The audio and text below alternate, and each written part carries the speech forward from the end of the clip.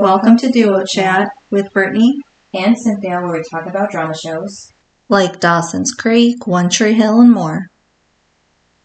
Hi everyone, I'm Brittany. And I'm Cynthia. And today we're talking about Season 1, Episode 22, titled The Games That Play Us, air date May 11th, 2004, and the synopsis is: Lucas and Nathan bear the brunt of Dan's abuse as he coaches them into the playoffs, pushing both of them to their breaking points. Haley is stunned after Dan threatens her, causing her to reconsider her relationship with Nathan.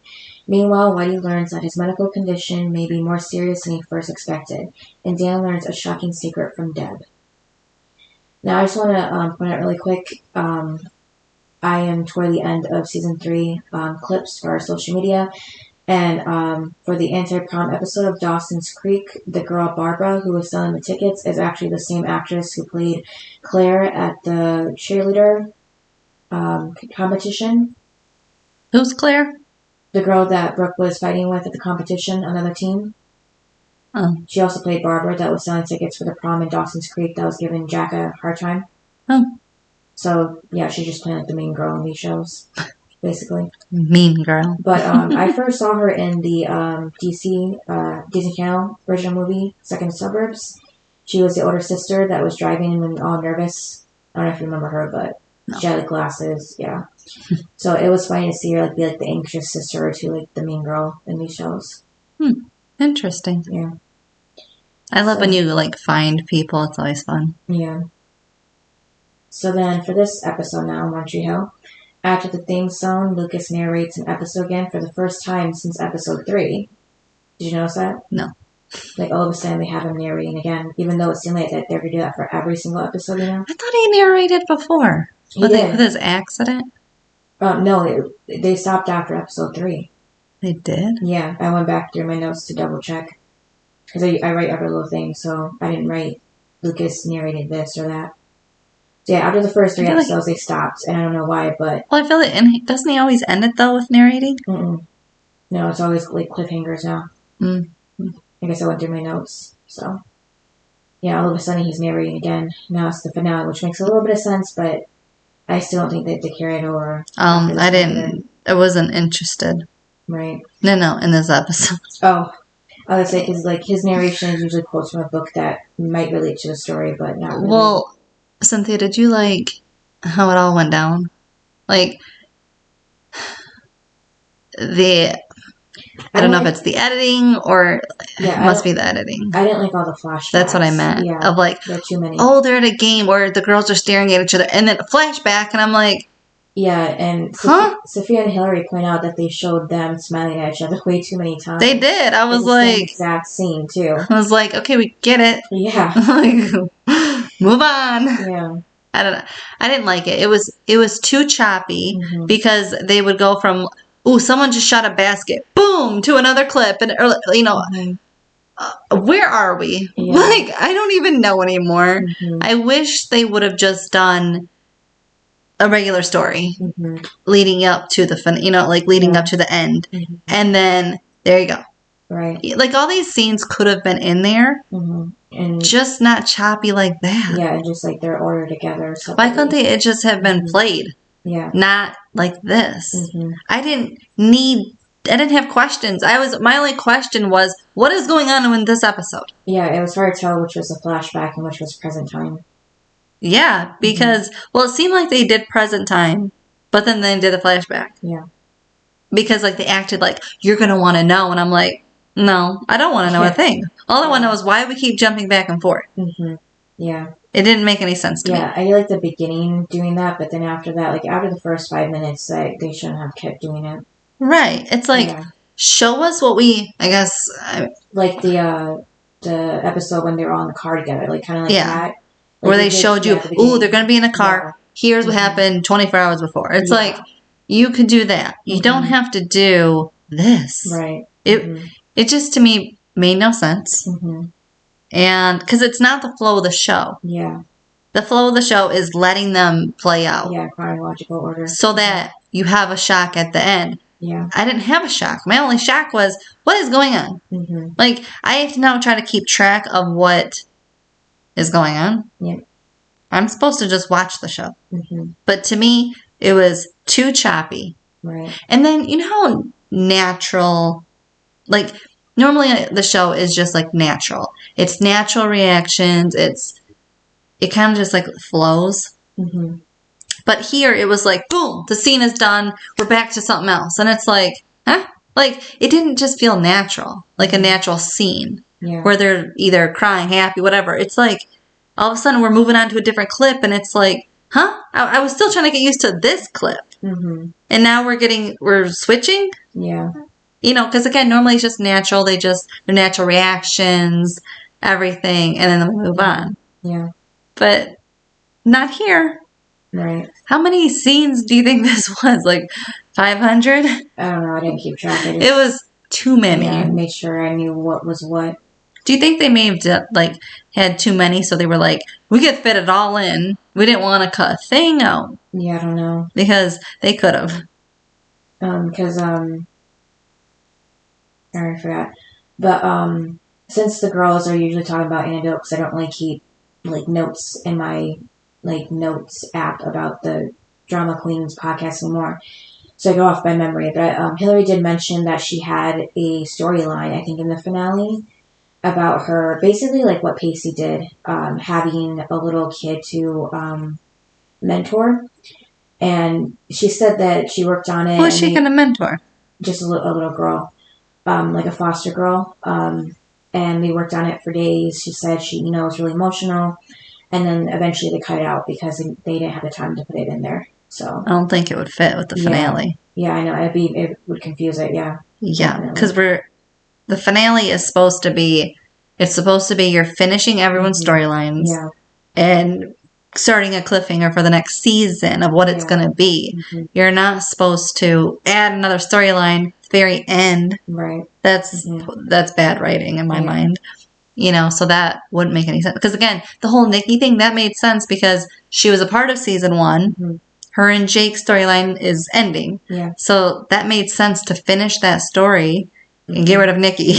Right. It's like that just made sense. Mm-hmm. Throwing a random kid in there. Right. It's either the finale or their season 2 premiere or something like that. But yeah, it still would have been weird either way to add it to with everything that's going on. I mean, I guess if that was a cliffhanger, I don't know, she walks in, sees a kid. I don't know, if that was a cliffhanger, whatever, for the next season, and the next season, then we saw it progress. Mm-hmm. But to just throw it in, right? No. Yeah. So we start off with the playoffs with Mouth being the announcer, of course. The cheerleaders are cheerleading. He's great at it. Mm-hmm. And then Dan gives the team a oh my god, I can't with Dan. Mm-hmm. Do you love him as the coach? No. You don't love him at all? No, I knew he'd be bad.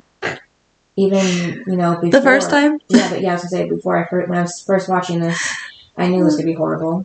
The way he was, picking on anyone and everyone. Yeah, just like with Nathan, at the the father-son game, that could have been enough to show you the kind of person he would be directing them. So, but yeah, he says if they lose, they'll be losers. And then we go to the first flashback to before the game with Lucas and Nathan at the River Court. So every time we go to the River Court now, it's always Lucas and Nathan. It's never the other guys anymore. It's nice to see Lucas and Nathan bonding, but they don't need to be doing it every single time at the River Court and without the other guys. Because it would be cool. Cynthia doesn't like Nathan and Lucas. No, I'm just saying, because they're kind of those characters are spread out throughout the series, but they should have been in more, Mm-hmm. Skills and... Well, because we don't know them. We know the 5. Yeah, well, we know... I feel like we know Skills and Mouse. Well, but they're never... We know them from all the other seasons. But when you actually look at how much Junk and Fergie were in...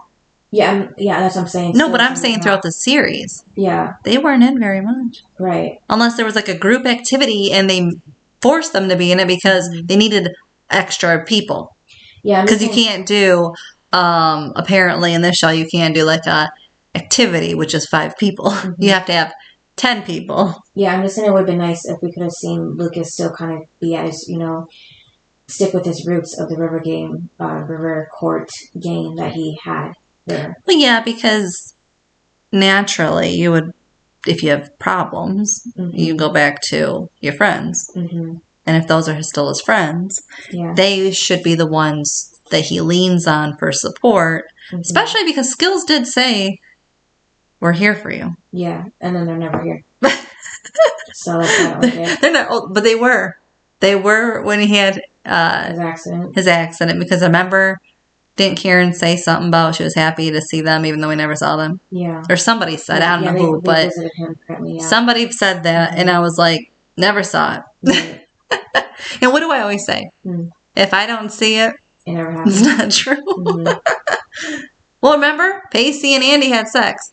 Right. Didn't see any lead up to it. I saw the lead up of going home, dropping her off. That's what I saw. Again, didn't happen. Yeah, and then same thing with Brooke and Lucas having sex. Yeah. And then almost being pregnant. Keith stopped it. Yeah. Never again were they caught. Never again were they alone. Never again. Yeah. It's very weird. Yeah, at the River Court, Nathan's helping Lucas this time with this game. I do love it. Yeah. I love Nathan and Lucas. Yeah, I love their relationship. They're just so cute. Hey, I get to gush over, you know what's nice on this show? What? I get to, just be excited about the characters. And not have hatred. Right. Well, the last show, you gave me so much of how you're so mean to Dawson, and because he's annoying. But here, I get to love them. There's not a guy in the show where I'm like, okay, maybe not Dan, but is he really? Yeah. But it's he's just the devil. But it's everyone else, it's I just love them. Right. There's not anybody that I'm like, oh my God, get off of it. I hate you so, you're so annoying. No, I love them all. Yeah. It's so nice. It's just refreshing to have a show that you just love. And you know what I love too? Is that they kind of made somebody for everybody. You can relate to somebody. Yeah. On some level. Well, not every show does that. Right. Because if it's Beverly Hills, you're seeing rich lives and we're not rich. So, that kind of, or they're in Beverly Hills and they have warm weather. We're here in the cold. It's that kind of thing too of, I don't relate to them. Right. Yeah, so Lucas can tell something's wrong with Nathan, so he asks him, and Nathan says it's Haley. She's not talking to him. And so the next scene, Haley is looking at pictures of her and Nathan in her cell. No. Oh, I'm sorry. Yeah, let's go back to that. No. I can't. When I first watched this, 12 years ago, I feel like my feelings, because I was younger, were probably in shock, but probably happy. My feelings now that I'm old is coming from an older standpoint. I don't like it. It was too rushed because they are in a fight about sex and porn. Yeah. And then the ending happens. Yeah. You can't have it all in one episode. It's not 5 years later, here we are. No, this is all in what? A day? A week? It's only because I didn't think they'd come back for a second season. I don't care. They wanted to wrap it up as a happy ending for everybody. Well, then they shouldn't have put that in there, as in the porn crap. If they didn't put that in, fine. But the fact that they just did that and kind of wrecked it, the last episode, you can't then have this ending. It doesn't make sense. Right. It makes sense if you're, crazy. I just, it's not who these two are. I can't see Haley being oh, let's go. I can't. Not when she's so, what's the word? Headstrong. She doesn't give in. Because clearly everybody was telling her, let it go. And she's like, no. And here, she's continuing to be mad at him like she should. And she has every right. Yeah. But then they just make up so fast and, let's jump to the end. That's what I have an issue with, is there's no separation from this. Right. We're going from one extreme to another at the end. You can't do that. You can't have two different stories like that in the same episode that are too big of stories too. You know what I mean? Mm-hmm. If you wanted the porn sex crap, that should have been 5 episodes ago. Right. Oh, and also, remember when we talked about timeline of basketball season? Mm-hmm. The fact that they just met a couple months ago, and then we jumped to the ending? Yeah. Do you know what I mean? Like you were 16, 17? That's what I have the issue with. Is, who does that? That's what I said. Maybe, like, when I first watched it, I was probably like, oh my gosh, I love it. But now I'm like, I mean, what's your thought? Like I said, it doesn't make sense. It's just, I feel like time-wise and stuff, so they squeeze it in together. But, yeah, now looking at it, it doesn't make sense that they would just jump to that. And especially with the, what's it called? The, where you think something's happening, but it's a different thing. Yeah, there's a word, I don't know. Yeah, I can't find the girls that are on their podcast, I can't remember. I mean... Misdirect. There you go. What did they think? Yeah. Were they shocked it all happened in one episode? Yeah, because, they're so young, that was their main, concern.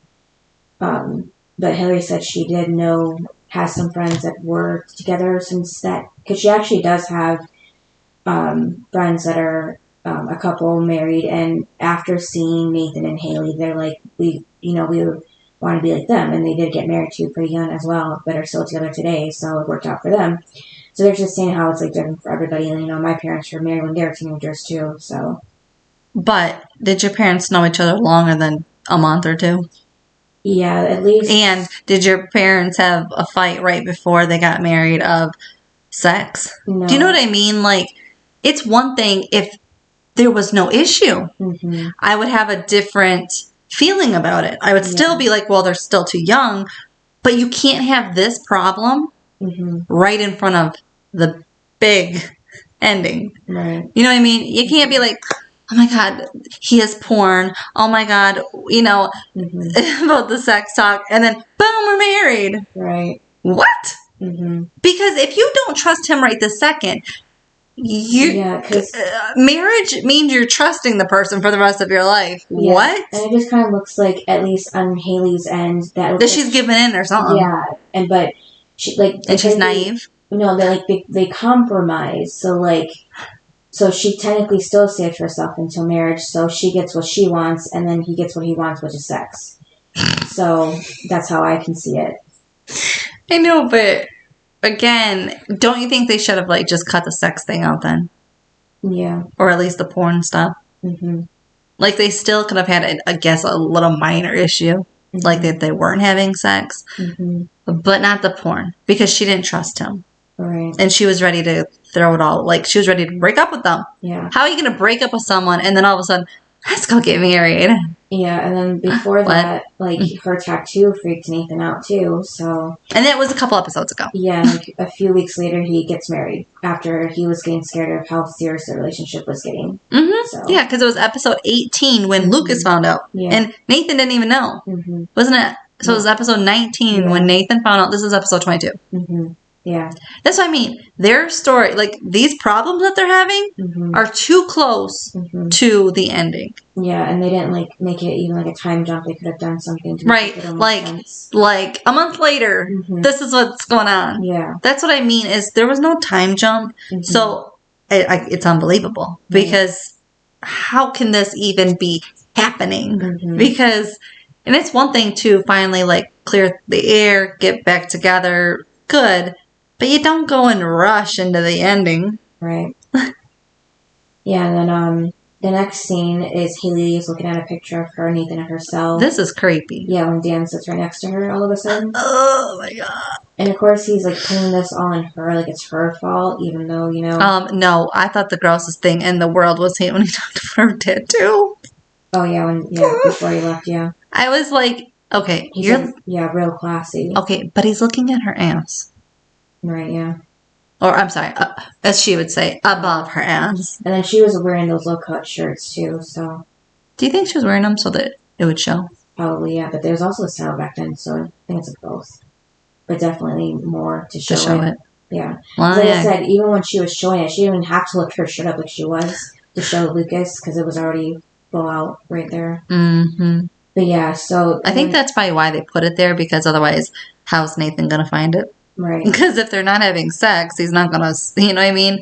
Like, if she's not, if she's not taking her shirt off, he's not going to see it. Mm-hmm.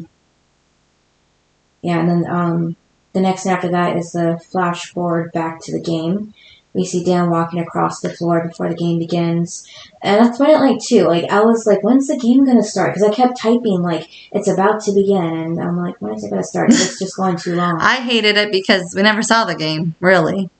I mean... For Lucas missing the shot. I know, but it was like we saw... someone just made a basket or didn't. And then it was back to a flashback. Like, I wanted to see the game. Yeah, I put in my notes. I think it was only like 20 seconds of the last bit of the game we actually saw. Mm-hmm. Yeah, so Mel comments that Dan's taking over for Whitey, but isn't sure who signed off on that one. That was funny. According to Dan, who was it? Himself? Oh, the meeting. The committee or something? Or the boosters or something. Yeah. Someone, yes. I mean, someone. still himself, but yeah. He probably paid them. I'm not gonna, because who would let Dan Scott? And like, intimidated them, yeah. Oh yeah, I know he threatened them or did something, because there's no way they would, unless he literally was like, I am the only, unless he was the only one offered. Right.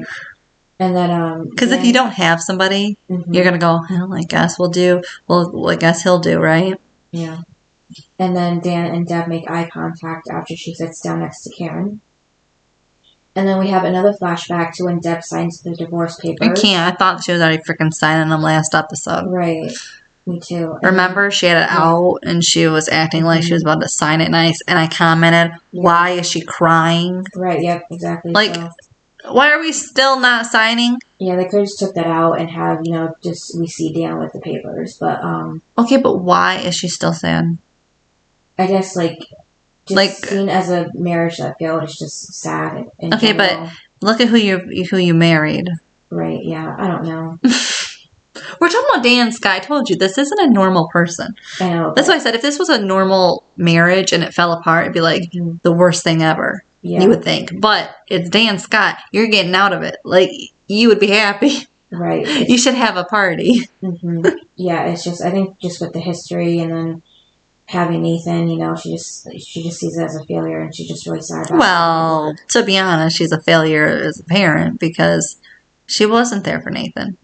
Not when he needed her. Yeah. And he needed her to keep Dan away. And she wasn't there. So it's like, she did, and I mean, she picked a guy over her son. Right. So, I mean, I don't really consider that a great mother. And then, a new thing they added too, besides for this flashback of her signed papers, is that Dan is there too, all of a sudden, when she's signing them. I thought she was kind of signing them, I know she was looking at them at the cafe.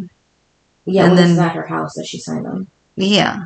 And Dan's there with her. I don't know, I guess he walked in. Yeah. Randomly. Yeah, why does a man keep walking in the house? Yeah, because she said she'll change the locks, and then after that he was walking in like he got the new keys or something. Because remember, she did change the locks. Because remember, he told Nathan, how come your mother or whatever, or my wife changed the locks, remember? Yeah. She did change it. Yeah, there was one time she had the door open, but other than that, every single time he walked in with no right, like he had a key. Yeah, or it just wasn't locked, which wouldn't be, make sense for Deb, but... Right, I mean, you got a crazy person as your husband. You might want to lock your door. Yeah, so I put Dan is there and is shocked. Maybe she's like Peyton and naive and lets anyone in. Maybe, yeah. Deb says she's having second thoughts until she considered what a hideous monster he's been for the most of their marriage. So she finally signs her name for second time, technically. And then Dan says, since they're frolicking down memory lane, how about they take a stroll back to the campus the night she told him she was pregnant? Why do you think he told her that? Okay, and also, do you believe it? Do you believe that he was going to break up with her? To be with Karen? No, I feel like he said that just to hurt her. Yeah. I don't, because when he said it, I was like, it doesn't add up to the whole season. Yeah, because I think, like, Karen knows that he left her when Lucas was born, so, like, he just wants to continue making chaos with his relationships and,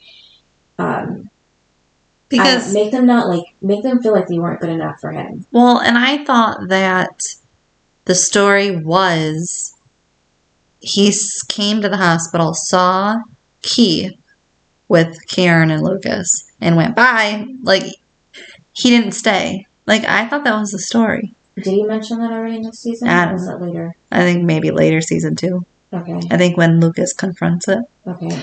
But it's like, I thought that was the story. Maybe, I don't know. And then I thought, because remember then he said when he wanted custody was when they came back to Tree Hill.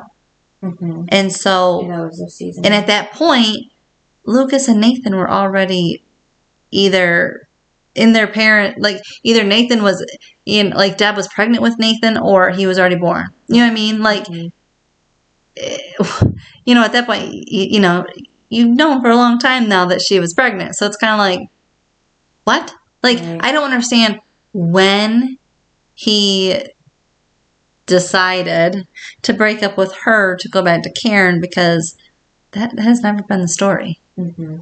So I'm kind of curious about that. Like, was it just a diss? Like, I never liked you anyway, that sort of thing. Because of his ego. Mm-hmm, people can't just walk away from him because he's too good. Yeah, he wants her to feel bad about herself, yeah.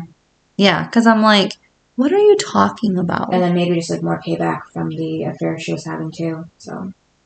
Yeah, and pulling Nathan away from both of them. Because, mm-hmm. I'm just like, that's not the story, Dan. Right. Because the story I thought was he actually was in love with Deb. Mm-hmm. And I don't think he wanted to have another kid out there. Mm-hmm. I do think that was part of it.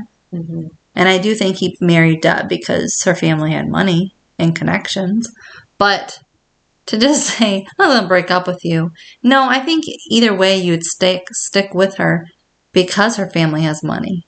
Mm-hmm. Like, he's that person that would marry somebody for their money. Right. Because and then divorce them because, well, I now have money. Right. I have the power. Which is what he did, basically. And then it was hard to see on the papers, but since, they both have money, they would have to divide it up too. Mm-hmm. I did see some numbers on there, but I don't unless they have a prenup. Yeah. But from the papers, it looked like they didn't. Yeah, I mean, it's never talked about that they had one, so they probably didn't. Yeah. So Dan just told her that he let her know that he was just doing right by her and Nathan by staying. Mm-hmm. And, if that makes him a monster, so be it. It's a monster for telling her. Yeah. And for it to probably not be true. Mm-hmm.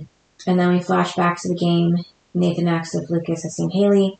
Lucas says no. Then Nathan goes back to warming up for the game. Then we go back to when Peyton dropped Haley off at her house. So randomly. Yeah. I mean, they're kind of friends. She's gone to Peyton about Nathan, but now that Peyton and Brooke are friends, mm-hmm. I would think that Peyton would kind of, take over. Or, stick with Brooke most of the time, yeah. Yeah, like, I no longer time for you. Mm-hmm. I was only hanging out with you because I had nobody else. Right. And now that Brooke's back, I get her 24/7 and, you can go bye-bye. I just feel like that's how the relationship is. Mm-hmm. So I'm just saying, like, I just find it weird that all of a sudden Peyton is hanging out with Haley. Mm-hmm. When Brooke and her are supposed to be close now. Right. Now that they're over, all of a sudden Brooke is over right. the Lucas and Peyton situation. Mm-hmm. Okay. Yeah, so, so Nathan was at her house waiting for her already. In the pouring rain. Yeah. And he said he had went for a run to clear his head, but ended up there at the house. And then, he goes on to his whole monologue of saying, that the picture of Peyton didn't mean anything. I actually found out that until this very moment. That's even worse than the porn. Way worse than the porn. I have a thing about it. Go ahead. Nathan said that it was months ago. Mm-hmm. Those pictures. Yeah. If I'm remembering clearly. Yeah, Hillary had mentioned that too. It wasn't before, it was recent. I pointed out that episode. I said her sweatshirt was just the same sweatshirt in the last episode. I was like, characters can wear the same clothes like we do, but still, but they don't. Yeah, they didn't. Yeah, they never rewear the same shirt. So when she had that long sleeve sweatshirt, shirt, whatever you want to call it, I said that's recent. Like she just wore it. Right. And she's always in front of the freaking camera. What are you talking about, Nathan? By saying her camera hasn't been on. Yeah. When? What are you talking about, Nathan? Her camera is always on. I mean, she did turn off for a little bit, it seemed like. But then it seemed like she turned it back on. Remember? She told her dad, I'm changing in front of it. And that was recent. Yeah, honestly. So what's he talking about? Yeah, honestly, if I were Haley, since she's friends with Peyton at the moment. I'd ask her. Yeah, like, when were you wearing so-and-so recently? Cynthia, when were you? Or just like, she never told Peyton about the pictures of her. I feel like she should have. Yeah, she only said porn. Yeah, I feel like she should have gone back to Peyton and tell her, like, I found more stuff on his computer and it was of you. And it's you. And I feel like that definitely would have been a more... red flag. Yeah, and just a more concerning conversation between the both of them now involved. And then maybe it would kind of go back to the pool scene where Peyton, Peyton. I'm not going to cheat, on Haley with you, Nathan. Like, I'm not going to do that to her. Like, that kind of would have brought it back full circle to that moment, too.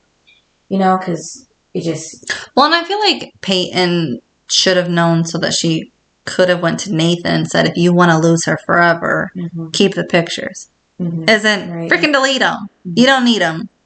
Like, it would have been good for Peyton to be like, why do you have them? Yeah, like Haley tells her and then, she goes to see him. Yeah, and confronts them. Like, that would be something Peyton would do. And I would love to see it. And then I just don't like the fact that Nathan has those screenshots without Peyton's consent, too. Well, Lucas is always watching. I know, I don't know. I mean, like, she's technically giving consent anyhow with having the thing on the first place. And her changing in front, I mean, that's just reckless on her part, yeah. But also...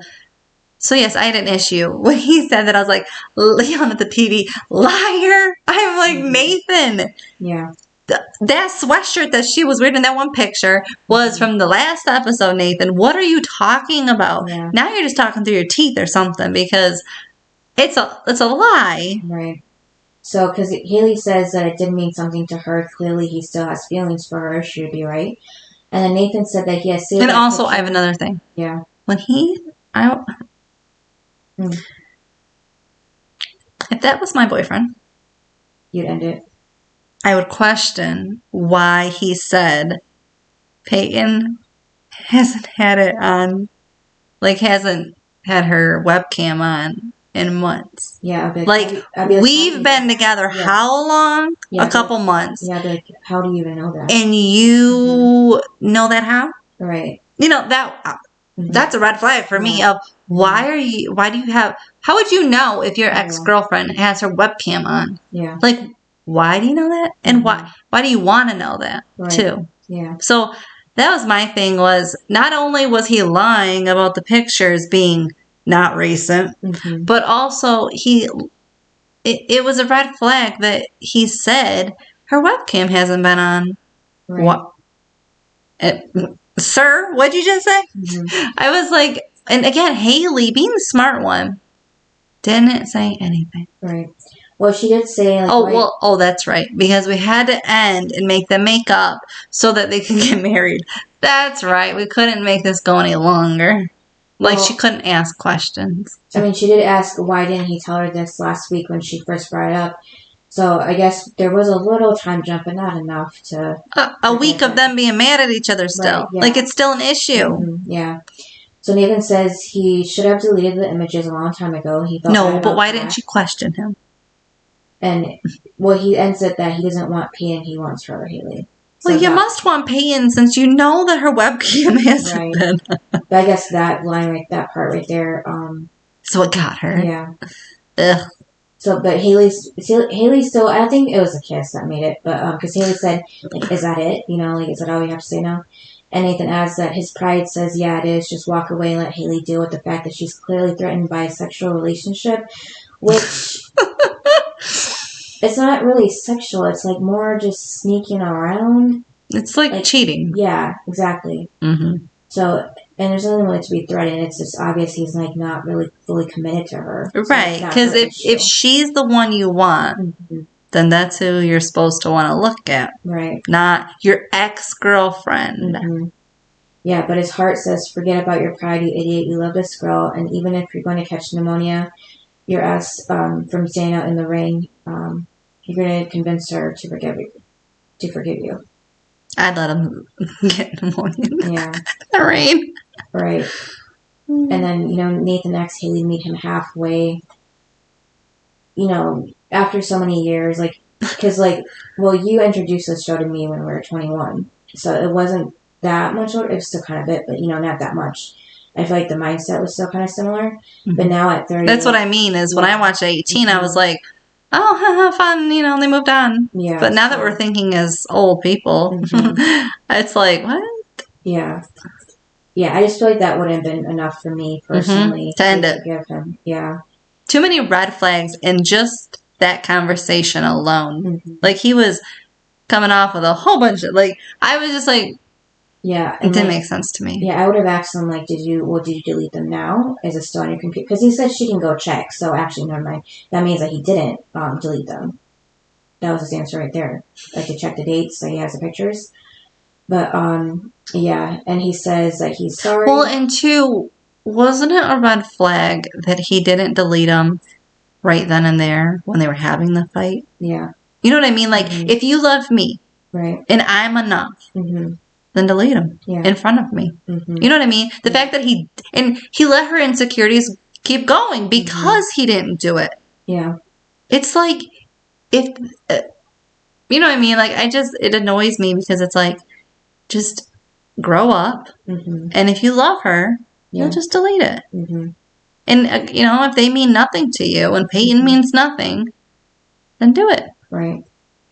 And the girl's got a webcam. Trust me, if you and Haley break up, you'll go and get more pictures of Peyton. Mm-hmm. You know what I mean? She always has that webcam. Mm-hmm. Yeah, so he says he's sorry, he loves her, and that she looks hot standing here in the rain, and he's thinking he has to kiss her, and Haley smiles and says, well, if he has to, and then they do kiss. So I guess that was the sealing deal. A lot of fans of theirs love that scene. Mm-hmm. I mean, I love it in the context without that stuff before. Right. If you don't really know what's going on, it's all cutesy, but at the same, because it's like, oh, he's finally fighting for them. Mm-hmm. But at the same time, you're like, but everything he's saying is a lie. Yeah. Now that we're actually nitpicking it, everything he's saying is a lie, though. Right. It's not cute anymore. Mm-hmm. And then we go back to the game where Haley just gets there and sits in the stands next to Keith without taking her eyes off of Nathan. Okay. Why isn't she next to Karen? No, I said to Keith. No, why isn't she next to Karen? Why is she sitting next to Keith? She was with Deb, so I guess we're not sitting together for some reason. Because it's Karen and Deb, and then Keith and Haley, and I'm just like, why wouldn't Haley sit with Karen? I don't know. Well, she got there late, maybe that was the only spot. Oh, I don't know. It's hard to say. You know what I mean? Yeah. If her and Karen are so close. Maybe, because Karen sat... No, Deb sat second. Karen was always sitting there. Then Deb, okay. I would say it would make sense if Deb was the one that chose the seat, so they kind of got stuck there because she didn't want to be near Keith, But, it doesn't make sense if it's that order, so, yeah. Well, and then it kind of seems like Haley's picking Keith's side over Karen by sitting with them. She doesn't even know what happened, though, right? She doesn't know about the... I'm just saying, it's just really weird that she's not sitting with Karen. Yeah, she seems to get there late, so maybe that was one spot open, like I said, but besides that, the explanation of her not sitting near Karen over Keith wouldn't make sense, yeah. Yeah, it's just weird. Because it makes sense why Keith and Karen are avoiding each other, but maybe that was the only seat open. Maybe he, knew she was still coming, so he made sure that spot was open for her, and then Deb was, Karen and Deb were too busy with each other to realize that Haley wouldn't have a seat near them. I don't know. It's hard to say. But the team is in a huddle with Dan. Lucas tells the team for them to win this for Whitey. I'm sorry, the looks Dan is giving Lucas. I can't. Yeah. I'm just like, it's like the devil looking at you. I'm just like, would you stop looking at him like that? Right. Dan says to forget the old man and win it for themselves. Dan points out to Lucas that there's no name on his jersey.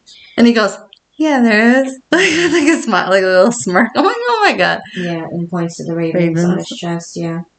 It was funny because Dan, hey, there's not. I'm like, but he knew that. Yeah. Because he showed him. Back when he joined the team, buddy. Right. I think he expected it to be back on there, I don't know. But then, back before... Hasn't he been watching the games? Well, you know he's not paying attention to Lucas if he is. So before the game, Lucas had visited Dan in Whitey's office. He tells Dan that he talked to his mom.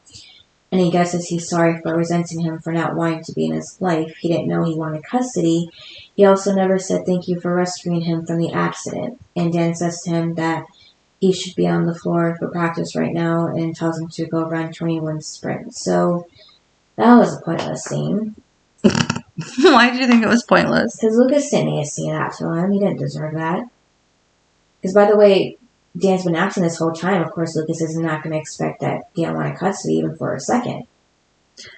But after his comment, because I'm trying to think of like the last thing that happened, and Karen, he kind of basically called Karen out as like a liar. Lucas did. Yeah. And remember, he was on the Dan train last episode with Keith. Remember, they were like, we hate Karen and we love Dan. Remember, and I said, why are they giving Dan a pass? Like, he still is an ass. It doesn't change anything. And so I was like, what? And then now, I guess it's just another thing of, well, you know, I like you. It's just like believing in the person that did the right thing recently versus the person who did the wrong thing recently. No, but I mean, I guess a part of him is like, you always want your parent or your biological parent to want you. And then when you grow up and they don't, you're like, what? But then when you find out that they did want you, you're like, wait a minute, I have a change of heart. And I guess that's what he has. But Dan doesn't have a heart, so, you know, he's not like a normal person. Yeah. I mean, technically he has a heart because he has a heart attack, but his heart actually matters. Gotta be so technical. So then back to the game. It finally starts. The Ravens get the ball first. Peyton and Brooke have a moment where they smile at each other, like we said before. It's like at least 3 times. Same clip. And then flash forward back to Brooke and Nikki at the bar. This was the misdirect here. That at the first watch was really shocking to me the most. Nikki sits near Brooke, who tells her that the seat's reserved for her friend Peyton, so she's not expecting her to be there. And Nikki says, friend, huh? And Brooke replies, as far as she knows. So once again, Nikki asks about where Jake is, not Jenny, just Jake. And even though Brooke and Jake aren't, Brooke and Jake aren't friends, I said, she would know. But Brooke says to Nikki to buy her a drink and maybe she'll tell her. And then back to the game, Peyton is smiling at Brooke again. Brooke is smiling too and winks at Peyton. That's the only difference between these clips, is the wink. Everything else is the same. And then a player on the other team is talking smack to Lucas. Dan tells him to shut up and calls him a little punk. Karen and Keith make eye contact for a moment. And then before we flash back to Keith asking Karen if she ever loved him, Karen says she does love him, just not like that. And he's been holding a picture of them, and baby Lucas. And baby Lucas? Yeah, because it was baby. The picture he was holding. Why do they always go back to the same picture? I guess it's the only picture they have. I don't know. They had... Clearly, that's the only picture they had. Little, what do they call it? The little wound-up cameras? Because, you'd have to rewind it to make the... I don't know. It's just weird. I'm like, they go back to the same the one. film be ready to use. I think it was the only one they wanted to create. Yeah. And, like I said about the Photoshop with that team picture that Nikki was looking at, I'm glad they didn't make more pictures because they're really bad. But we didn't get a good shot at that picture of the 3 of them anyhow, so I can't tell if it was good or not. But well, you'll see it in the future. They use a lot. Okay, I just don't remember it right now. Yeah, so And then Keith, asks, like, doesn't she know, like, how to love him or doesn't want to love him? And Karen tells Keith she doesn't want him to leave like this, and Keith says it's too late for that, but they should at least tell the truth. He's not leaving for a job or for some fresh perspective or because he always wanted to get out of this town. Which is funny, because that's exactly what he said he was doing. And he's leaving because he can't look at her anymore without breaking his heart. Yeah, before he said it wasn't her that he was leaving. Well, and before he said he always wanted to get out. Right. So he asks Karen how many serious relationships has she been since. I didn't like all this. Yeah. I'm like, shut up, Keith. Mm-hmm. And, Karen asks, why is he doing this? And Keith says it was a dark day when she said no to his proposal. I feel like he's so bitter. Yeah, he definitely dragged it out too much. Like, he has the initial hurt after that. He should just, like, let it go. Not, put it on her shoulders like this and make her feel bad for saying no, Well, also, they weren't in a relationship. You can't propose to somebody if you were never in a relationship. Mm-hmm. That's just crazy talk. Yeah. Yeah, so he says he can live with her saying no, he's not acting like it too much. He doesn't need her to love him, but she has to open up her heart to somebody. She has to let someone. That's what bothered me. It's like how staggering she is. Like, he's, 1 minute he's hating on her because she didn't say yes, and I'm moving away. But yeah, it's like, but you need to open up to somebody. It's like, what? Mm-hmm. Like, yeah, somebody, as long as it's you, right, Keith? I feel like that's what she should have said. Right. That's what I would have said. Yeah. See, I would have been mean. Mm-hmm. Wouldn't you? Yeah. Because I'd be like, why are you throwing jabs at me? What'd I do to you besides say no? Yeah. And I also would have said, we were never in a relationship, so go away with your proposal. Right. And then we go back to the game. The Ravens got some points. We see Brooke smile at Peyton again before flashing back to when they were at her house. And Brooke told Peyton she knows she can trust her. They're friends again. Yeah, says it's important to her that Nikki never finds out where Jake took Jenny. And Brooke says she knows it is. That's why she can trust her with it. Right. Because, she really wants to be friends with you. Yeah. Then later at the bar. So, did you think that Brooke was really going to tell Nikki? Yeah. Because here she's like, ooh, where is Jake? Yeah, first time around. Yeah, watching I did. Yeah. Yeah, I thought so too the first time around. I'm like, that? Right. And you know the word. I'm like, really, Brooke? Yeah, Joy said the same thing. She was shocked. Like, you're really going to ruin Jake's life because you're mad at Peyton. Right. Mm-hmm. Like, that's what I thought. Yeah. Yeah. And then, so later at the bar with Brooke and Nikki again, Brooke says Peyton hasn't told her where Jake is. But she'll get it out of her. Yeah. And Nikki says, not that she cares, but she must really hate Peyton to betray her like this. And Brooke says she's got it coming. If Jake and Jenny meant anything to her, she'll know what it feels like to have her heart crushed, won't she? And then we go back to the game with Brooke and Peyton smiling at each other again. Just kind of looking creepy now.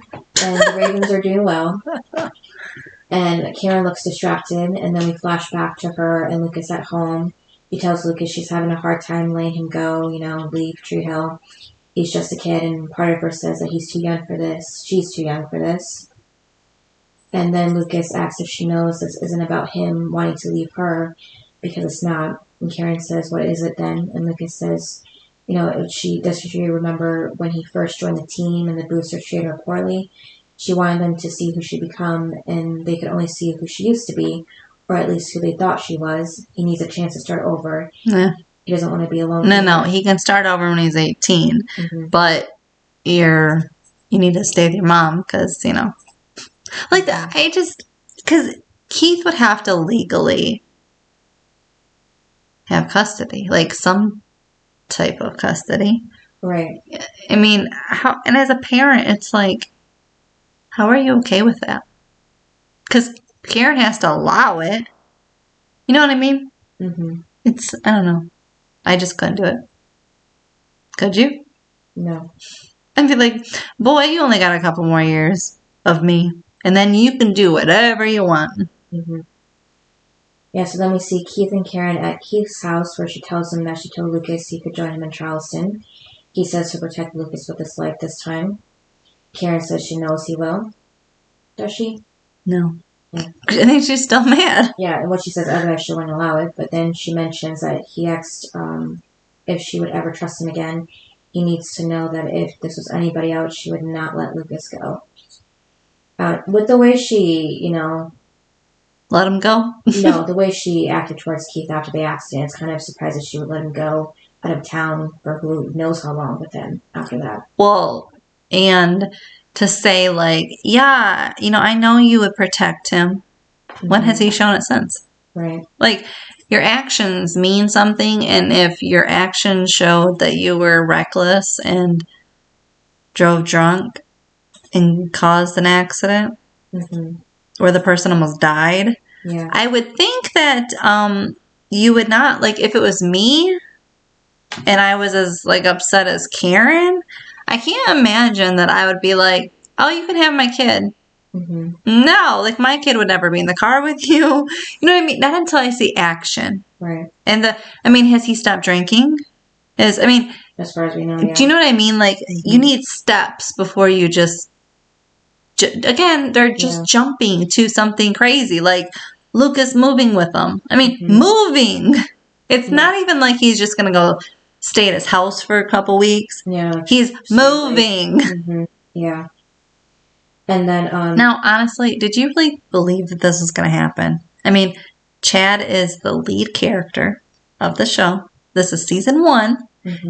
Did you really think that they were going to just write him off in the sunset? Well, considering we were watching this together, I figured it was just like a plot twist and he would come back later in season 2 eventually. I don't know, because I think Hillary did say Chad was going to do a movie or something after season 1. That's why they planned it out to have him leave or something like that. I don't know. I can't remember, but yeah. Because, Chad was the well-known one. I think they were going to, use Nathan Haley's plotline to be the focus of the show until he came back, probably, if he was going to be gone for a bit. So that's probably why they also did the marriage thing. Because I'm just like, Chad is basically the star. How are you going to just write him off after the... You know what I mean? People actually believed that? I wonder. They did that with Dawson's Creek and Dawson, which is worse because his name was actually in the show. Why? What happened to him? He was just in it less, Season 5 and 6. It was so shocking. I meant season 1. Yeah, it was so shocking. And then, of course... Oh, no, I'd have been okay if they got rid of Dawson after season 1. And then, but sadly, he came back every season. Yeah, and then with this show, we know that a little more than halfway through, that's when he did leave for good. Well, yeah, but I'm just saying after season 1. Yeah, I don't know. It's hard to say. That's your lead. I think it was a movie. He was going to be gone for a little bit, so maybe he would have just missed the beginning of season 2. Yeah, but you also have a contract. You can't break the contract. Well, Sophia, I'm getting names mixed up in my head, because I was going to say Brooke. Sophia had said that they did have their hiatuses after every season. So they did have, 2 months maybe at the most to do other projects. Yeah. But they had to fit perfectly in time with that or else, it wouldn't fit. And, well, how do you think Chad did a Cinderella story and all that? He did it. Yeah. He did it in between. Was it that one then for this, do you think? After season 1? When did the Cinderella story come out? 2004. Then yeah. Yeah, this was probably it. Because he couldn't do 2 movies in that same because time. His hair was... I like to go up No, it was a little bit longer in the Cinderella movie. Well, I'm just saying that definitely wasn't... It could have grown out maybe. But I'm just saying it wasn't the Dawson's Creek hairdo. Right. You know what I mean? That's how I base it off of. Yeah. When he played Tristan in Gilmore Girls, it was he just was very young. But then when you move on to One Tree Hill, he was definitely a couple of years older. And then you move on to Cinderella story, and it just seemed like he was even a little bit older than that, at the beginning. So it's kind of base it off that too, especially as some his hair, it's changed. So he's probably doing that movie. Yeah. But even on Dawson's Creek, they all did projects that during the summer. So Sophia did John Tucker Must Die. Right, yeah. So she also did that one. I don't know, maybe because he was, like, the lead, they, like, had him have a little bit more extra time, maybe. And no, the boy came back. I'm just saying, maybe that, like, he thought maybe he was going to need more time, but then he didn't, so that's how it played out like that. But only Chad could know these answers.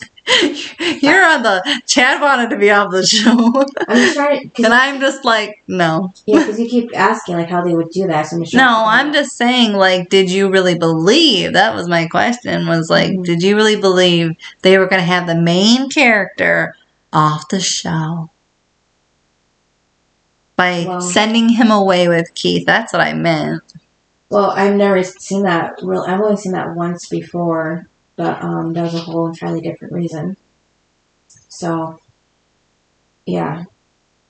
Because I'm like, it was only season 1. I mean, who's just leaving and not coming back? Well, like I said, different reasons, but because, Demi Lovato had her signing with the show on Disney Channel, but then with her addiction and rehab, she had to drop out of the show after season 2, maybe? I don't think it was 1 season. I don't know. But either way, after a certain point, she was off the show. They rebranded it to So Random, which was what the show was called. So that made sense. But they only had 1 season, then it was canceled. Because it was different without Demi. But that's the only thing I could think of. But she had no choice to leave. While he had an option to leave and then come back. But I mean, like, and then the movie Cinderella Story was a hit, so it's not like, Oh, it was a hit. It was it's a great flop, movie. so he's like, let me go back to the show, but, I don't know. Because his career was really taking off at that point, so. Oh, yeah, that's why. Cause Freaky Friday. His hair was different. Well, I'm trying to see I think, wasn't that also 2004? I just watched it. 2000, was it? Or it's either 3 or 4. I don't know, I feel like it's 3. That... He has a Dawson's Creek hairdo in that. Yeah, so that was right before. Because if you look up him in Dawson's Creek, he has that hairdo, the Freaky Friday hairdo. I think it was even longer. Freaky Friday. It was, and I hated it. Yeah, me too. I hated it. I was like, cut your hair. Yeah, so like when girls were saying like he was cute, and I'm like, I don't see it. I mean, I'm not gonna lie. A Cinderella Story, adorable. Freaky Friday. Cut your hair. Right. Oh, he has that hair kind of for the second one, how it looks now for Sullivan's Crossing too. I know. It's like half the length of what that was. I know, but now it's like, you can look. It looks nice now. Well, yeah, that's what I meant. It was just too creepy. Yeah, it was just too long, a little too long back then. Maybe if... I think, too, his face didn't really stand out. Right. You know what I mean? Like, you looked at the hair, but now it's like, you see his face. Yeah, so, yeah, I don't think they would have... I couldn't see him being gone for good, at least at that point. So, Haley and Nathan get into the apartment after being in the rain. Oh my god. They had gone for a walk, I guess, after they were kissing. Wait, I'm confused. This is after their fight? Oh, see, there's so many flashbacks because what they were doing. The only reason why I'm confused is because they had the fight at her parents' house. And I guess and now they're in to his apartment because they didn't have a car because Peyton dropped her off. He was walking. Yeah, so they walked to our house. I don't know how far that is, but they're at their apartment again. That's why I'm so confused. I'm like, they had the fight at her house. Yeah. And now we're at his apartment. Like, how far away is this? Right. And then the rain makes it worse, you know? I guess maybe they're running because of the rain a little faster. You know, get a little faster. I don't know. It's just weird. Yeah, so they're in the bedroom. Haley looks at Nathan. You can, like, see in her eyes when she, like, kind of makes a decision. She takes off, this reminded me of Joey and Dawson, because she takes off her shirt, too, in front of Nathan. And, you know, says it's okay, and then gets on top of him and starts kissing him. That's a little different than Dawson, but... Joey was in a bra. Yeah, I know, and Joy talked about that, too, because that's what they wanted her to do. But she didn't want to be, like, you know, in that kind of position, so she found what she actually wore in the scene. She said it was a silk sports bra, which I'd never heard of before. No. Have you? Like, no. I guess it looks like more like a lingerie kind of thing. Yeah, it looked like a sexy. Yeah, so yeah. I guess in 2004, you know, because I wasn't looking at those kind of things at that age, so I don't know. I guess maybe that was the thing back then, but now I definitely don't make those anymore. But either way, it was pretty, but then we go back forward. I think it's nice that they were able to have the option of doing that.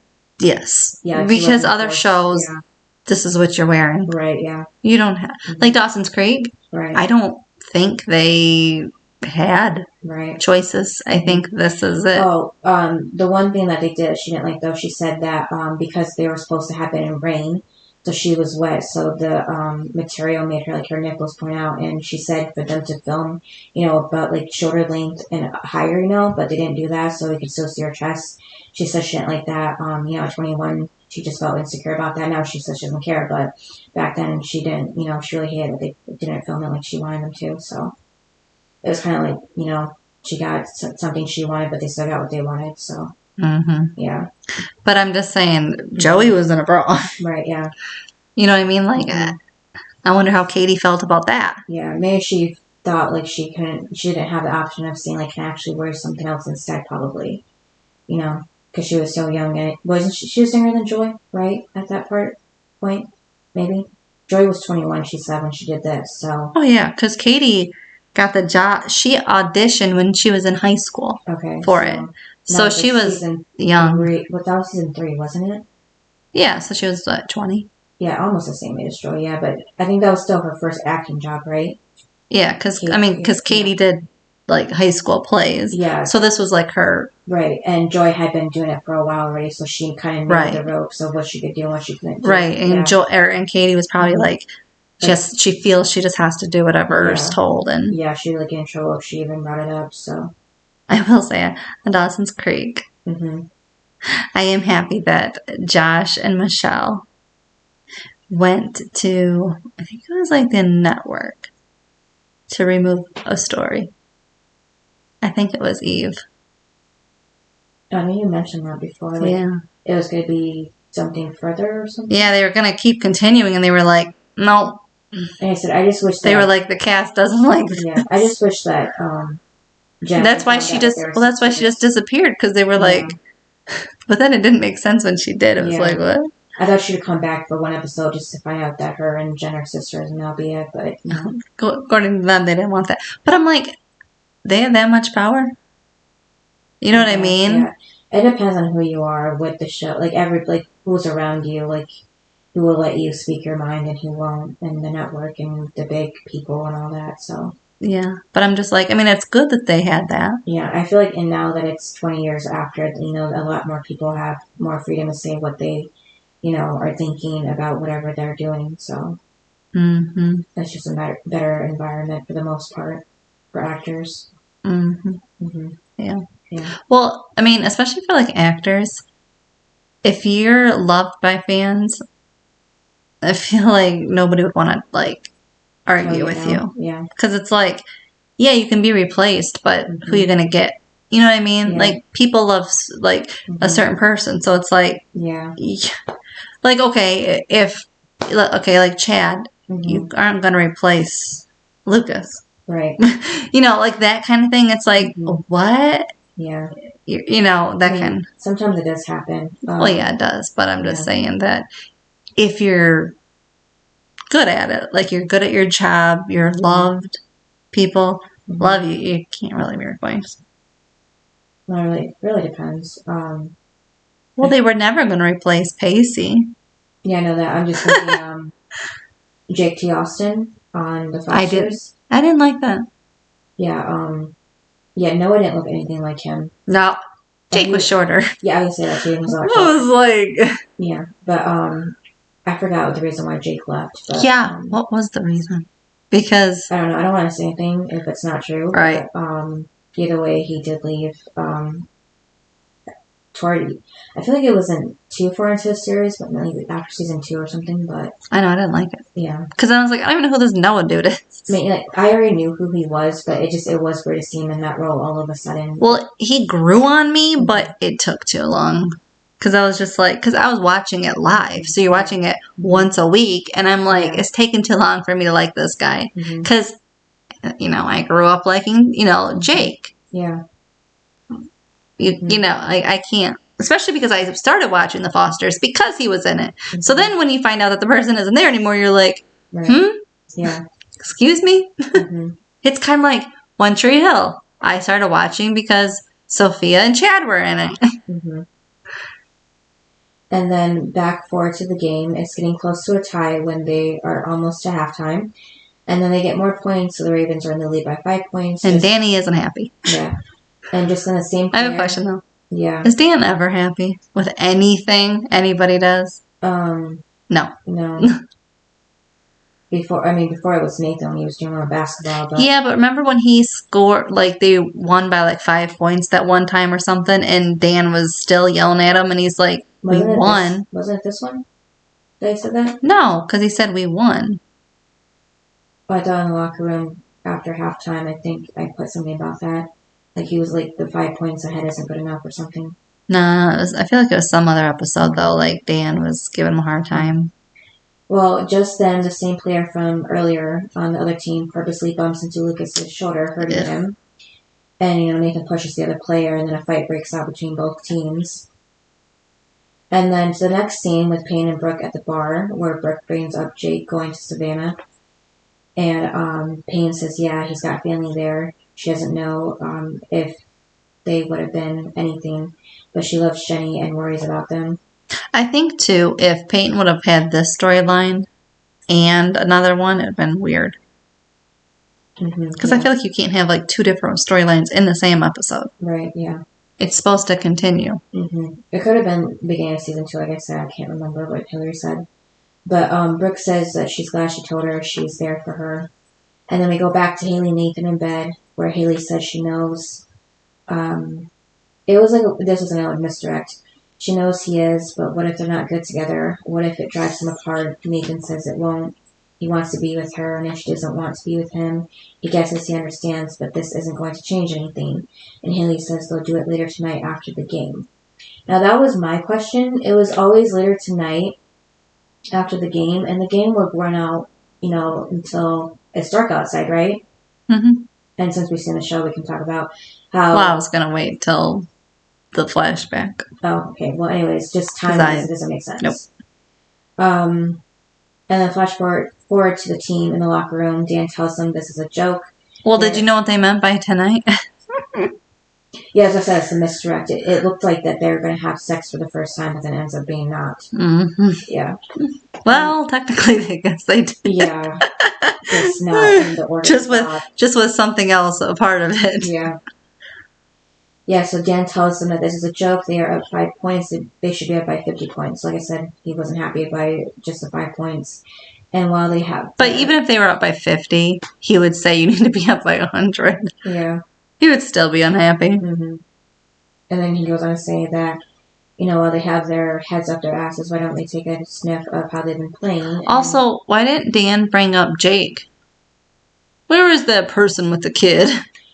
Yeah, because he'd be an ass about it. Yeah, the last time was when he was asking where he was at practice, and Jake was still on the screen or in the episode. So I'm just like, how come he's not asking where Jake is? Like Dan could have, made kicked him off. Yeah, but they should have mentioned it even if they weren't going to show us it. Mm-hmm. Or Jake could have said I can leave.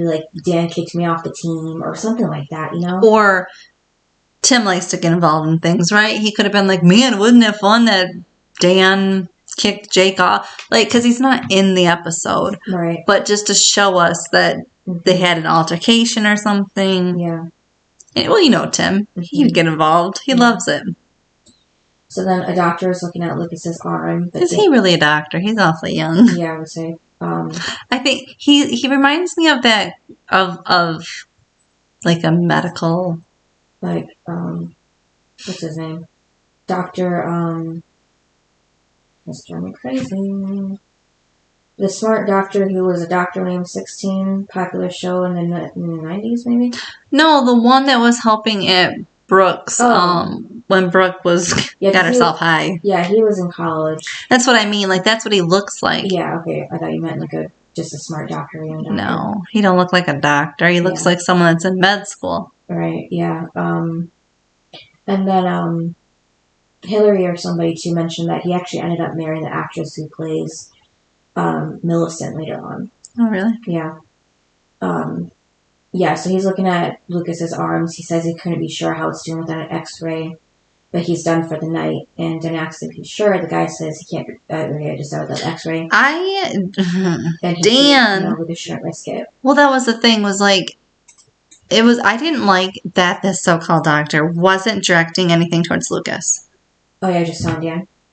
Yeah. Because I'm like, Nathan or Lucas needs to know what's going on with his body.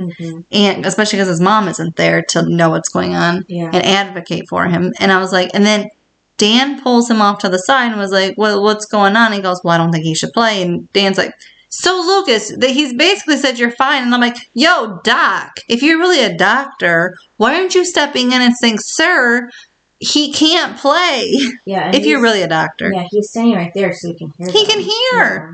He heard every word Dan said. And I was like, why aren't you stepping in? Or even after Dan walked away, why don't you step in and pull Lucas off to the side and say, hey, I know that he said that, but I'm telling you the truth. You can't play. I'm like, why are you letting him? If you're a doctor, you're really going to let him play. Right. Come on now, without him knowing. That was the thing was, you didn't tell him before Dan, and you didn't tell him after. So you're not. So you probably should lose your license, right? And then you're letting him play, right? Because the thing is, Lucas thinks he's fine. Now, if he would have known and then still played, well, that's on him. But the fact that he didn't know, and Dan just said, well, basically you're weak if you don't. That's basically how it came off. Then, no, like, you, Doc, are at fault if anything happens to him. So then Nathan walks over to Lucas and asks if he's good because all this means nothing if he can't knock down that shot. Right. And Nathan also heard. I also had the issue with that. Like, Nathan, you just heard what went on too. And yet, you're also allowing Lucas to play. Good job. Good brother. Yeah. And then on a walk earlier, Nathan asks Lucas if he knows about his dad's state championship game. Lucas says, yeah, Whitey benched Dan, and Nathan says that's Whitey's story. Now, why is Nathan believing Dan's story? He lies so much. Yeah, I don't know. I'm like, why are we on the I love Dan train? Yeah, but, yeah, the way his dad sees it, he lost the game but won the argument. And Lucas says he couldn't do it, do that to his teammates, and Nathan says him neither. Although, if they lose the game, he's going back to hating him. Like, as a joke. But, then they end up at Whitey's Oh my God, it was so cute, because Whitey goes, well, it's the Scott boys together. And then he said, my eyes really must be screwed up. Yeah. It was cute. I love that they went to go visit him. And then they do, later on in the series as well, at least Nathan, And then Whitey asks how, practice with Danny is going, and Nathan says the same as with him. It sucks. Whitey laughs. And then Nathan brings up that, the player signed a basketball for him as a get well card. I thought that was cute. And Whitey holds the ball and looks at all the signatures and says he's been around this game practically his whole life. And there's never been a day he was skipped as, either one of them. At basketball, yeah. And I love that he said, don't let Danny take that from you. Yeah. And play with their whole hearts and take their shots. And then back at the game, Nathan makes the basket. Now the other team is leading by 5 points. Then in another flashback, Haley is meeting with Lucas at the why? At the cemetery. So Lucas tells her that he's leaving. And why is he telling her at a cemetery? Yeah, Haley says it's a shortcut. I don't know what shortcut to what. It's to the So cafe. you're walking through the cemetery. That is not a shortcut. Yeah, shortcut to the cafe, to one of their houses. Like, didn't say where. Wouldn't you walk on the sidewalk then? Not through the cemetery? Yeah, so Haley, is calling for Lucas, but he's not around. She says she's scared and it's not cool that he's doing this. What'd you think when she punched him, though? It was funny. I like how she, and at least it shows that she can, protect herself. And then, he's in pain and says she's going to kill him. And he says that that's how Houdini died. But actually, technically, Houdini died of appendicitis. So, not the same thing, like same area of the body, but not the cause, But interesting enough, he died on Halloween of 1926 in Detroit. Did you know that? Interesting. Yeah, so that's why I wanted to bring it up, because, we live in Michigan, but yeah. So, Haley says he deserves it and calls him a jackass. And, so my own little anecdote in here, I do have a similar, time too where my guy friend at the time that was a lot like my Lucas did the same thing to me. He scared me, but Did you punch him? no, because he wasn't close enough. I actually screamed, and my scream scared him. So I walked back out from where, because I was in the garage and he came out, through the door on the side and scared me because I didn't hear him coming from around the corner. So I screamed and he got scared and he, took steps back out of the garage. So yeah, and then but yeah, he would be the kind of person to have me go through a cemetery and scream like that too. So, and then Haley says she told him like she didn't want to, like I said, take the shortcut. And Lucas says, why is she whispering? The people they are dead, and she says she knows, but if he keeps yelling, the zombies are going to, hear them. So so he tells her then, that he's moving. Mm-hmm. She gets all sad and mad. Yeah. And then he was like, that he has to go and everything, and he'll come and like see her sometimes. Oh my God. And then she talks about all the stuff that, like, who's going to do this with me and that. And then he says Nathan. That was funny. Yeah. Nathan, I'm like, Yeah, as if Nathan's going to do that. It's not going to be the same.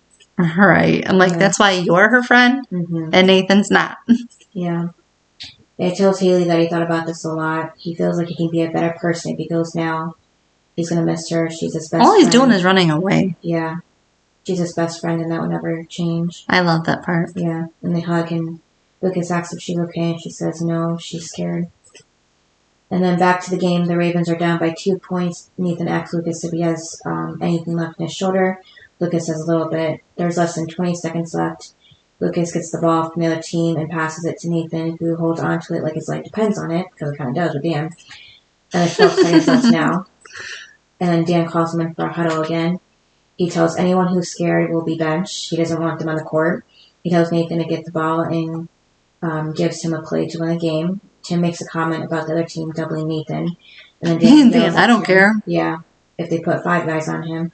They go back to the court where, in a very obvious 80-yard line, Lucas says to Nathan, it means nothing if he can't take down the shot.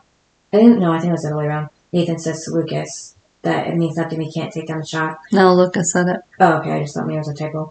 No, he was repeating what Nathan said at the beginning of the episode. Yeah, I just know sometimes I switch names around by mistake. So there's 12 seconds left. They need a basket to tie and a 3-pointer to win. Malk is saying this, or their season's over. Now they're at 7 seconds. Nathan does the play Dan told him to do with 5 seconds left. But then he passes the ball to Lucas. He throws the ball. The buzzer goes off while it's in midair and hits and bounces off the rim of the basket. It took too long because we had to see everyone's reactions. Right. And then, did you see someone from the Ravens just fall down to the floor along with the Ravens mascot when that happened? No. Yeah, and then Lucas, fell down to his knees as well. Well, yeah. I mean, I feel like that's expected. Yeah. But I just thought the one player and the mascot was a little over dramatic. So you know how Lucas's arm, shoulder, whatever, you don't know if it's really injured or not, It's like, then Nathan walks over to him and push. Well, he like pushed down on his. Not only did he like tap it, his shoulder, he like pushed down too, and I was like, dude. It's kind of like when Haley did that to him too at the hotel. Yeah, it was like Nathan. Yeah. What? But Lucas didn't really show like he was too much in pain. I think he was too much in pain and embarrassed the fact that he just did that. Right. So then in the locker room, do you think Nathan did the right thing by giving him the ball? Like, probably thinking he was going to make it, but obviously he didn't. Well, I think he really did think Lucas was going to get it. But also, we saw him at practice. He ain't that good. Yeah. Like, remember? First shot. Missed. Yeah. And also, Dan's watching, so he's going to have more pressure. And Lucas isn't used to that pressure. Nathan is. So Nathan can hit every basket. Lucas doesn't have that pressure. He does now. I think he just had like a lot of faith in Lucas. Also too, Dan's thinking, I picked the right son. Like, you know what I mean? Because Lucas is not mine. Because if he was mine, he would know how to play basketball. Like, you just know that was in his head. Right. And then in the locker room, Dan is giving them a round of applause. He tells them, nice work, ladies. like his misogynist self. And then undefeated regular season conference champs and all for nothing. He tells Nathan to look at him because he wants to see his face. When he explains to him why he didn't run the play like he told him to, he tells him to take off his jersey. He doesn't deserve to wear it. Oh, I love when Nathan takes the name off instead. Yep. So now it's both Lucas and Nathan without his name. He asks Nathan why did he disobey him and pass it to Lucas. And Nathan interrupts him and asks, that Lucas should have been in the game because of his injury, because they both knew that. Dan tells him to watch it. So what did you think when Dan said, Tim, go get security. Tell them my son has been beaten to death. I was like, what? Yeah, that was concerning. That would, in real life, that would be a red flag to... the court? Yeah, I would say child abuse. Yeah, definitely. And with all the witnesses there, they could all say, like, Dan threatened to hurt Nathan for not doing what he told him to do for the play. But I also liked how Nathan says to Dan, at least, Lucas took a shot unlike him. And, who basically chickened out. Yeah, because, he's... that's what you learn. Mm-hmm. Dan is basically a chicken. Yeah.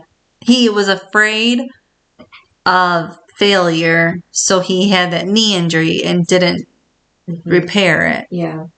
So he could quit and say, oh, well, I'm just, I couldn't get better. It's like, no. Mm-hmm. And, so he, unlike him, Lucas didn't let down his teammates because he was there the entire time and played it. And he tried. Mm-hmm. Yeah, he wasn't a coward like he was. Also, if he didn't have the injury, he probably would actually have made it. Right. And then Nathan says that they played hard and they lost. They have nothing to be ashamed of.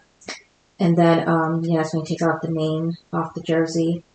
And then, I love it because you just see Dan's face. Yeah, and he says, except maybe their coach. And then Nathan goes to fist pump Lucas and tells him no regrets. And Dan walks out. Regrets. Yeah, that word. I can't say that. It's very ironic for the Millers movie, if you know that one. But Keith goes to see Dan in his office. It's really weird. Oh my god. And Dan, he said the unemployment line. So I guess he didn't know about Keith's job offer? A new job? I don't know. Yeah. And he calls him Boozy again, too. Yeah. Even though we haven't seen Keith drink in a minute. Since the accident, really. Well, we haven't really seen Keith lately. Yeah. And then he's like, he says, Keith says that, to let him know he's leaving. And then Dan, right away is like, what did you do with the ring? You're leaving. What did you do with the ring? Yeah, and he's like, yeah. Yeah, he goes, well, it means that you proposed. Mm-hmm. And she said no. And I'm like, dang, it's just. Yeah. But what did you think, though, like when he said, oh, well, basically he bought himself a car. Mm-hmm. I was like, huh? So then that's not the same ring then that happens in the future? If he bought a car? I don't remember the ring. I don't remember this one. And of course Dan has to say like he could have gotten a better deal, for the car. Yeah. Always has to say something. Mm-hmm. He can't just say, congrats, or something. Yeah. But I'm surprised Keith said he didn't he used the money from the ring to buy a nice house or something in Charleston, But why is he even visiting Dan? I don't understand. Supposedly has no money after his business, Yeah, but it's just weird that he's even visiting Dan. Mm-hmm. And then Dan was going to tell him something else, but then says never mind, so I don't know what that would have been. Do you have any idea? Probably something about Karen, I don't know. Yeah. And then in the school hallway, Lucas runs into Haley. She wanted to make sure he's okay, about the game. And then Lucas tells her he's leaving tomorrow. I'm losing my voice again, my goodness. And then, so I'm guessing maybe losing the game is what made him make up his mind about leaving. Do you think, Lucas? No, he's always wanted to leave. Oh, I just thought maybe that was his, his last straw. Definitely got to leave now from the embarrassment.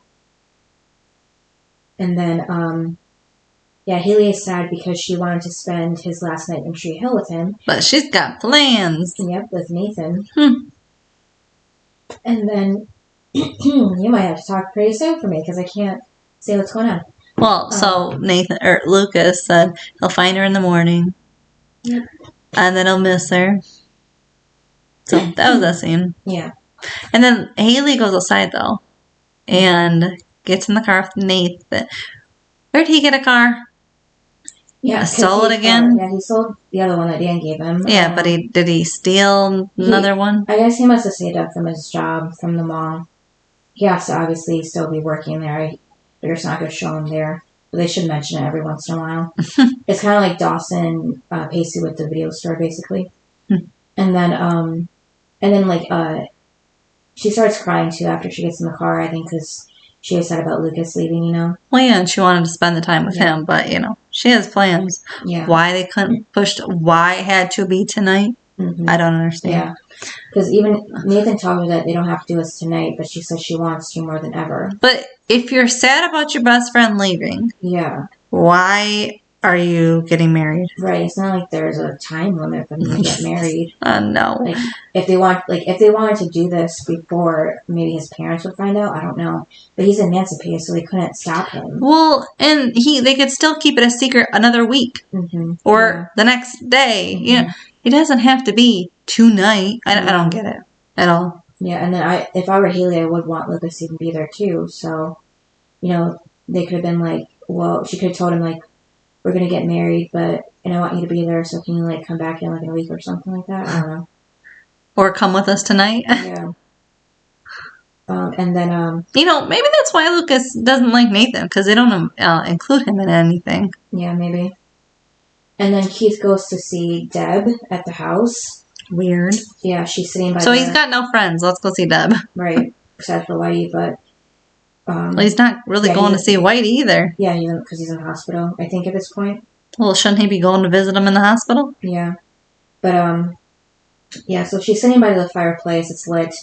He says he told her he'd help her burn Dan's stuff. That was kind of like a nice callback from before. What is she burning? I don't know. I didn't really see. I was just, writing what's happening in front of it. Because he says he normally goes to sit with Whitey after every home game, win or lose. So he hopes she doesn't mind, and she says she doesn't. So, he says that he's leaving with Lucas. Mm-hmm. So is that like her first time hearing it? I guess, yeah. She says the first time she left Dan, she still believed she could get out, pack her things, and escape to a new life. So maybe that was around the time of the affair. I think so. Yeah, so she says you just put on a new face on the same loneliness. But she said the first time. How many times she tried to leave him? Yeah, I know. Because if that was your only time, wouldn't you have? Right. I don't know. Because I would feel like this would be counting as the second time then. Well, I just want to know how many times. Mm-hmm. Yeah, she asks Keith, like, how did they become so broken? And Keith says they fell in love. And at some point, the people they love forgot to love them back. Which is true, but sad. Yeah, but for Karen, I don't think she really got out of the friend stage. Yeah, like I said, I feel like if anything, she just like had a crush on him before the accident happened, and then right, and the goodbye was just like a. I think it was a crush, like right. It wasn't like I love you, because that was not an I love you kiss. Yeah, that was not a passionate I love you kiss. Mm-hmm. So he took it the wrong way. Well, that's not anyone's fault but your own. Right. And I guess they just never. Oh no, they did talk on the phone. I forgot. But so I mean, so for the two couples, mm-hmm. they're two different. Like Dan and Deb were married, so it's totally different than Keith's, little love fest thing he's got going on, Karen. Yeah. And the next scene, Lucas is at the hospital. The doctor says she's sorry about the game, but even if they won the season will be over. Yep. And Karen tells Lucas maybe he shouldn't leave Tree Hill. Lucas tells her it's time. He's going to see Whitey.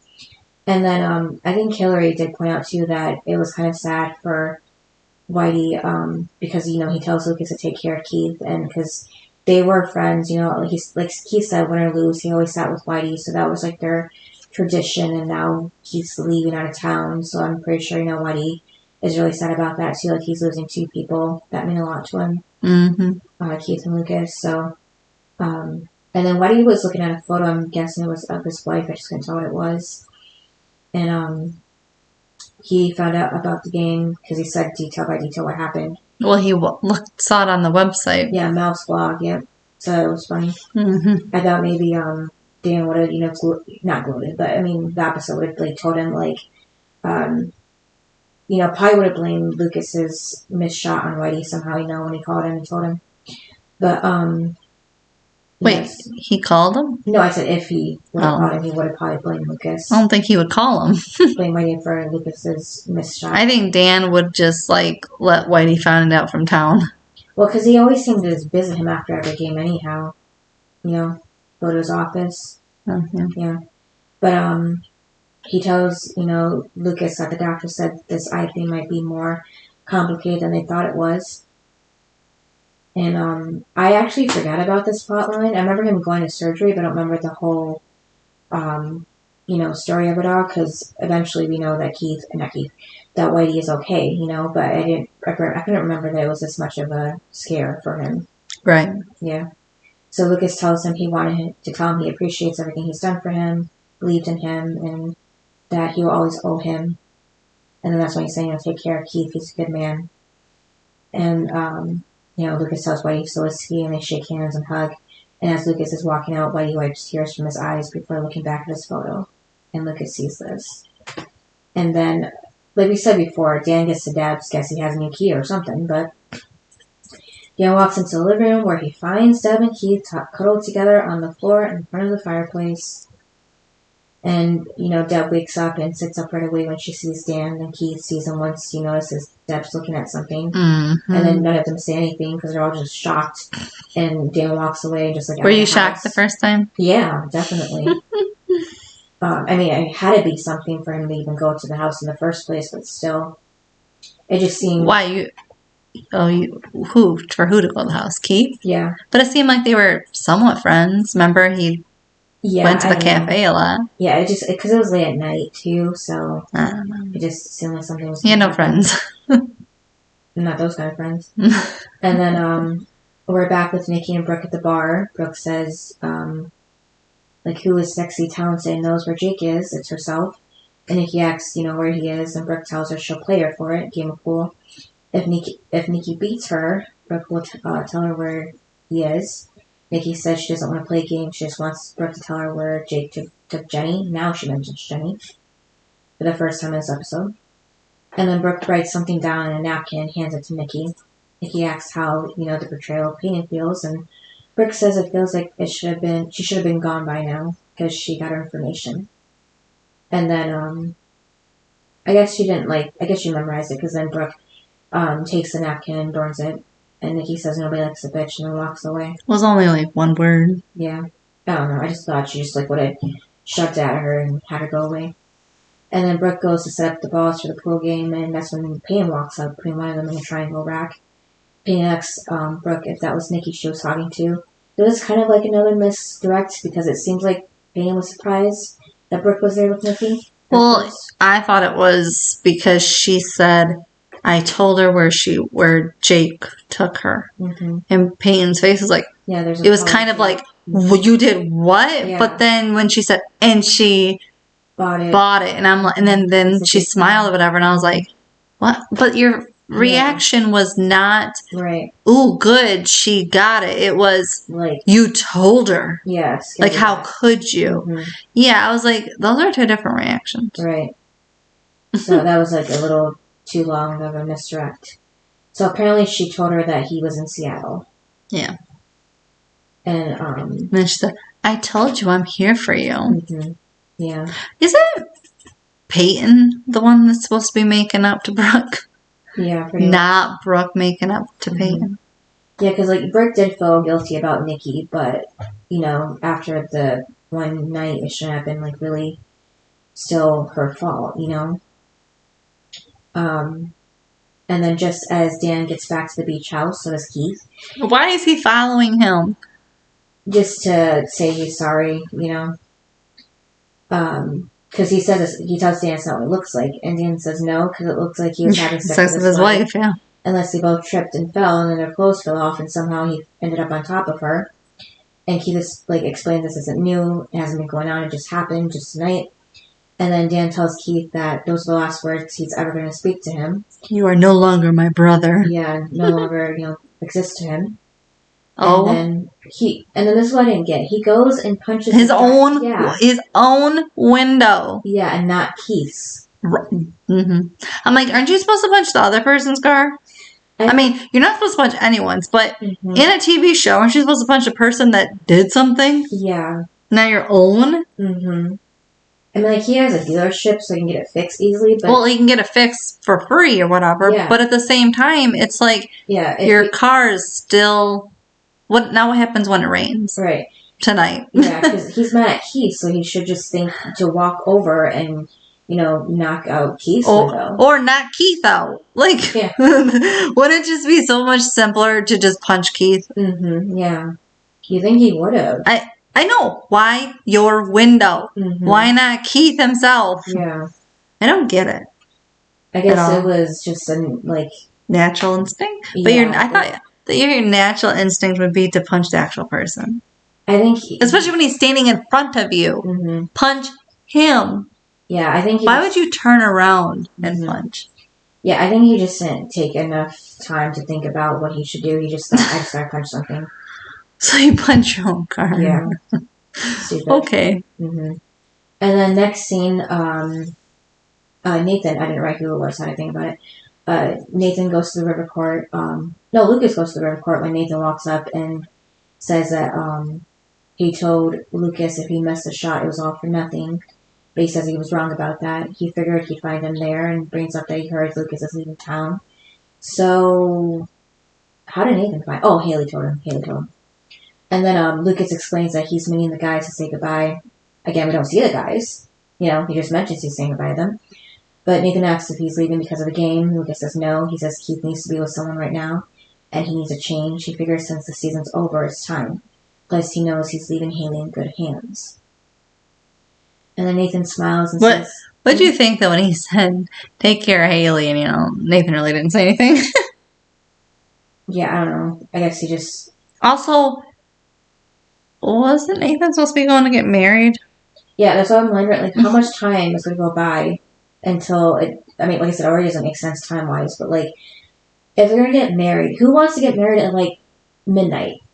Or 1 in the morning? Yeah. So unless you're in Las Vegas. Yeah, so I'm they have to find, someone, a priest that's, a family friend that will do this for them at any time, Mm-hmm. For teenagers. Yeah.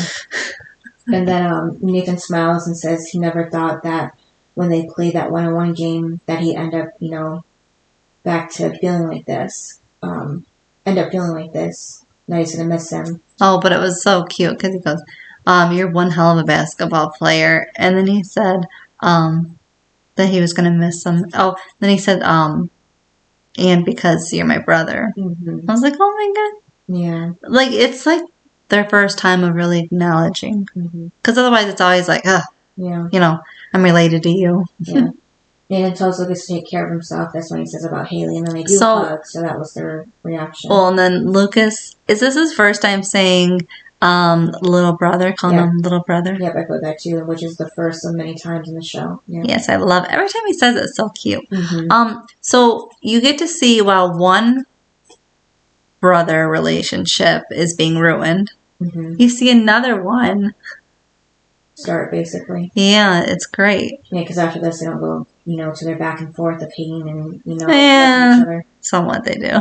Yeah. I mean, not like before, completely enemies, yeah.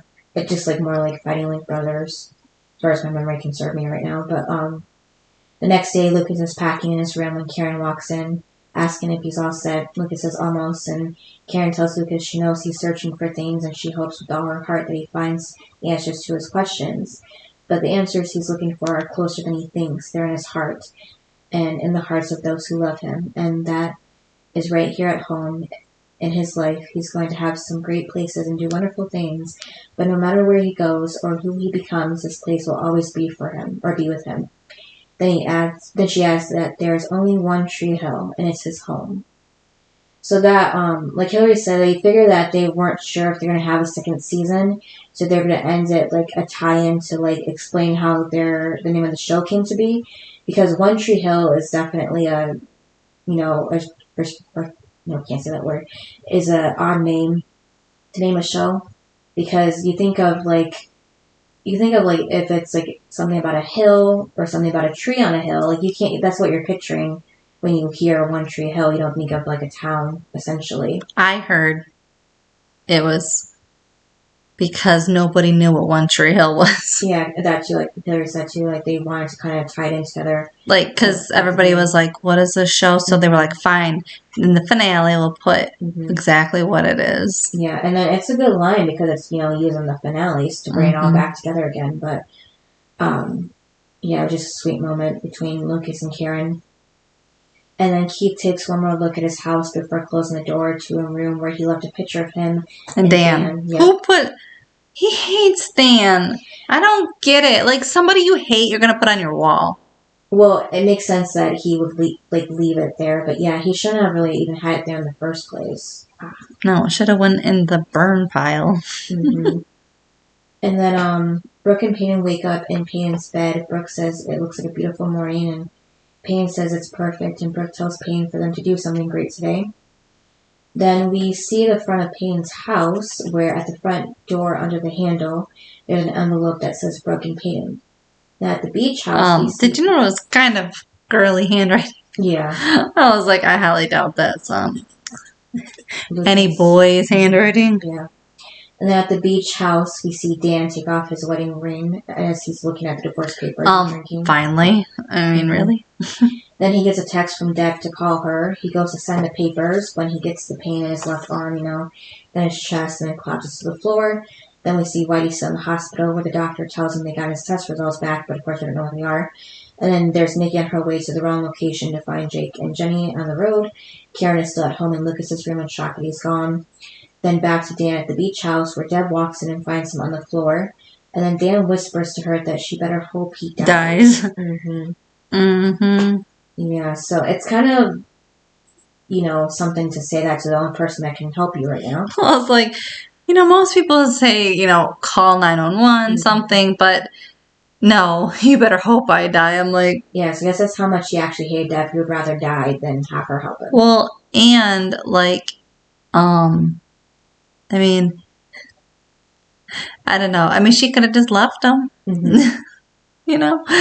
It's like, who threatens someone that the only person that can help you? Yeah, exactly. Yeah, it's really weird. I get Deb how, things play out later on. But it wasn't even that long either, so I don't know why she goes on a, guilt trip about that. But then we get to see Lucas go to Nathan's apartment. Oh my God. So, it's morning. Yep. Why is Lucas going to Nathan's to see Haley? I guess she told him to meet him there before he leaves to say goodbye. Or maybe he went to Haley's house. Maybe her parents said she was at Nathan's, too. Yeah, but do you think they would have been able to keep a secret that they got married? I feel like they would have been showing signs something was up, and Lucas would notice and ask what's going on. Well, shouldn't him or Lucas ask why she's over there? So early? Well, she was there that one morning at 6 o'clock. So. When he saw her tattoo. I think it was only so he could see her tattoo. I just thought it was weird. Because, because then he sees Nathan, and then he asks where Haley is. And then she puts his sweatshirt on. Yeah, because, Lucas walks in just in time to see Haley in Nathan's room in the back with the door open. I don't know why they would leave it open like that. I feel like Nathan would have been like, wait, like, we can't tell if he has a peephole or not, but if the second Nathan sees Lucas, he's like, let me go close the bedroom door because Haley's naked in there. I don't think he cared. I think he wanted... I mean, it was about to happen. Like, I know, but... either way, you're about to see something that you don't want to see. It's supposed to be Lucas being shocked at what he's seeing, because he's supposed to put that together first that they had sex before the marriage. He did. Yeah, that's what I'm saying. I know that's the purpose of the door open, but I feel like Nathan, as a good brother now, and like a good boyfriend, good husband, would have been like, let me cover my wife because she's indecent right now, Well, he didn't really expect that she was gonna walk across the room. Yeah, either that or yell, Haley, Lucas is here, so she knows not to walk across the open door, Yeah. I mean, she wasn't naked, of course, but she was still... She was wrapped. Yeah, with the whole blanket of the bed. You Oh, know, it was like the bed sheet. Yeah, the whole thing. But yeah. So she puts on his sweatshirt, Nathan's sweatshirt. Yeah. So then he said that because Nathan says it's in the bathroom. So she had to even walk out the bedroom into the bathroom and then walk back out. So he had no other sweatshirts in his closet. Yeah, well, they're in the bedroom. Does he even have a closet in that room? Well, you would think he would. It's only one bedroom. There has to be a closet in there. I don't remember a closet. Okay, well, he doesn't have... Well, where does he put all of his clothes? All in the bathroom? Even later when it's, Haley and Brooke, I don't remember a closet being in there either because, Brooke would have been all about the closet. I don't know. Anyways, apparently that's all she had was the bed sheets and his one sweatshirt to wear. Well... Because even when she comes out... No, but I'm just saying that it's weird that... So where's he putting his clothes? All in the bathroom? Like, you would have more than one sweatshirt, I'm sure, and... It would be reachable for you to get. Yeah.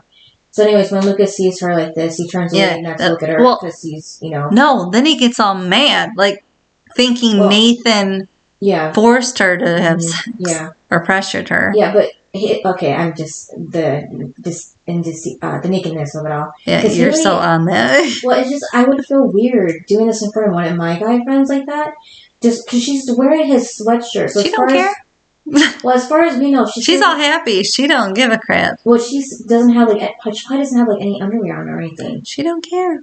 Just from my point of view, she's too happy. Who has had a history of guy friends, I would never do that like that. She's too happy. I wouldn't be that comfortable like that. She's too happy. She's in La La Land. Anyway, yeah, I guess I dropped my headphones. You're so mad you dropped your headphones. Because I see myself a lot in Haley, so that's why when she does things like this, it seems like out of character for both of us. But, both of us. Like I said, you said too about me reading for Haley's lines if we ever do scenes. So. But yeah, and it's like how I didn't say how innocent she is. It's just like I said, this doesn't make sense for me character wise. Oh, you're innocent. I'm the innocent one. We just talked about that earlier. Yeah, I know. I am the most innocent. Mm-hmm. Yeah, I know. I'm just saying, in this situation, I wouldn't be like that with one of my guy friends. So, no, you'd be all mad. You'd be, why didn't you tell me he was here? Yeah, I would have. I'd been like, Nathan, you could have shouted at least. But I'm surprised, like I said, that Nathan was like letting her walk around like that too. I don't know. Well, it's her house now. I know, but Lucas is there. Usually when you have a guest over, you don't do that. I keep dropping my headphones. They're like the big over your head headphones. That's why it's making a lot of noise.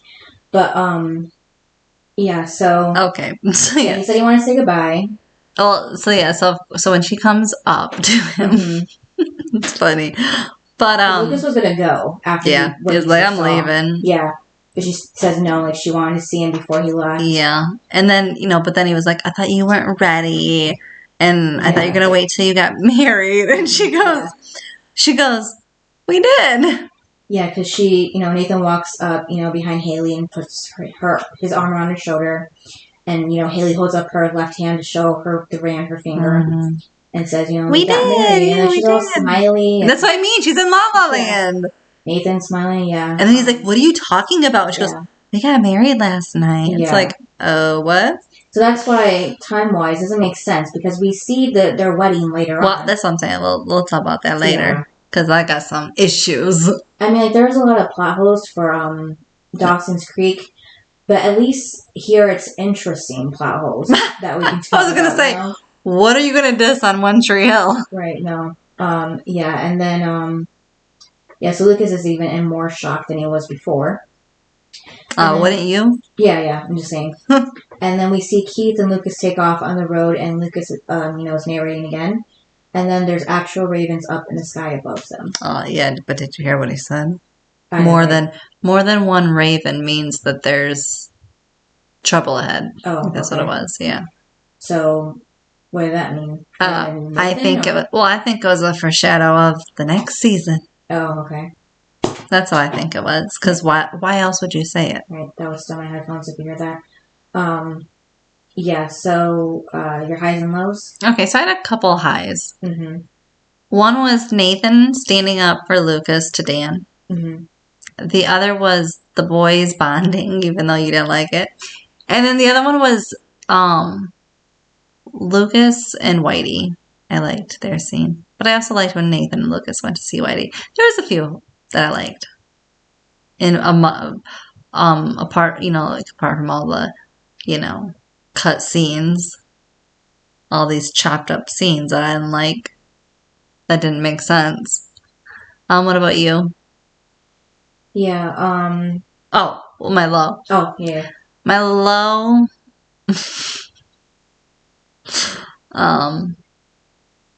Brooke and Peyton, I didn't really care for this scene, or the storyline. It really wasn't much. Also,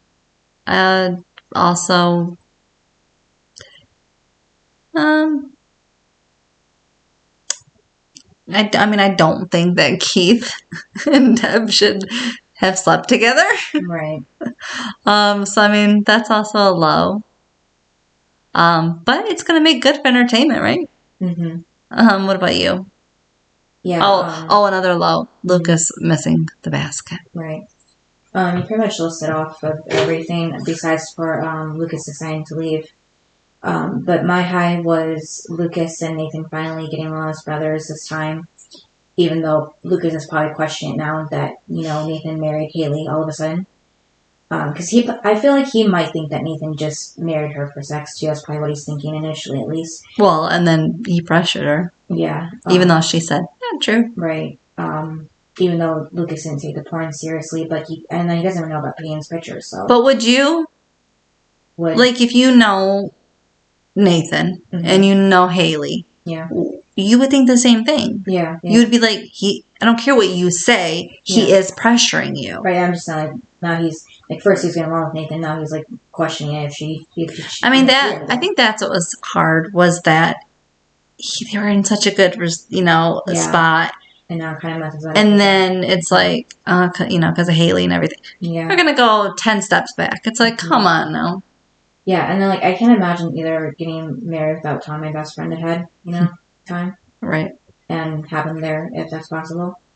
But, and then my low was, I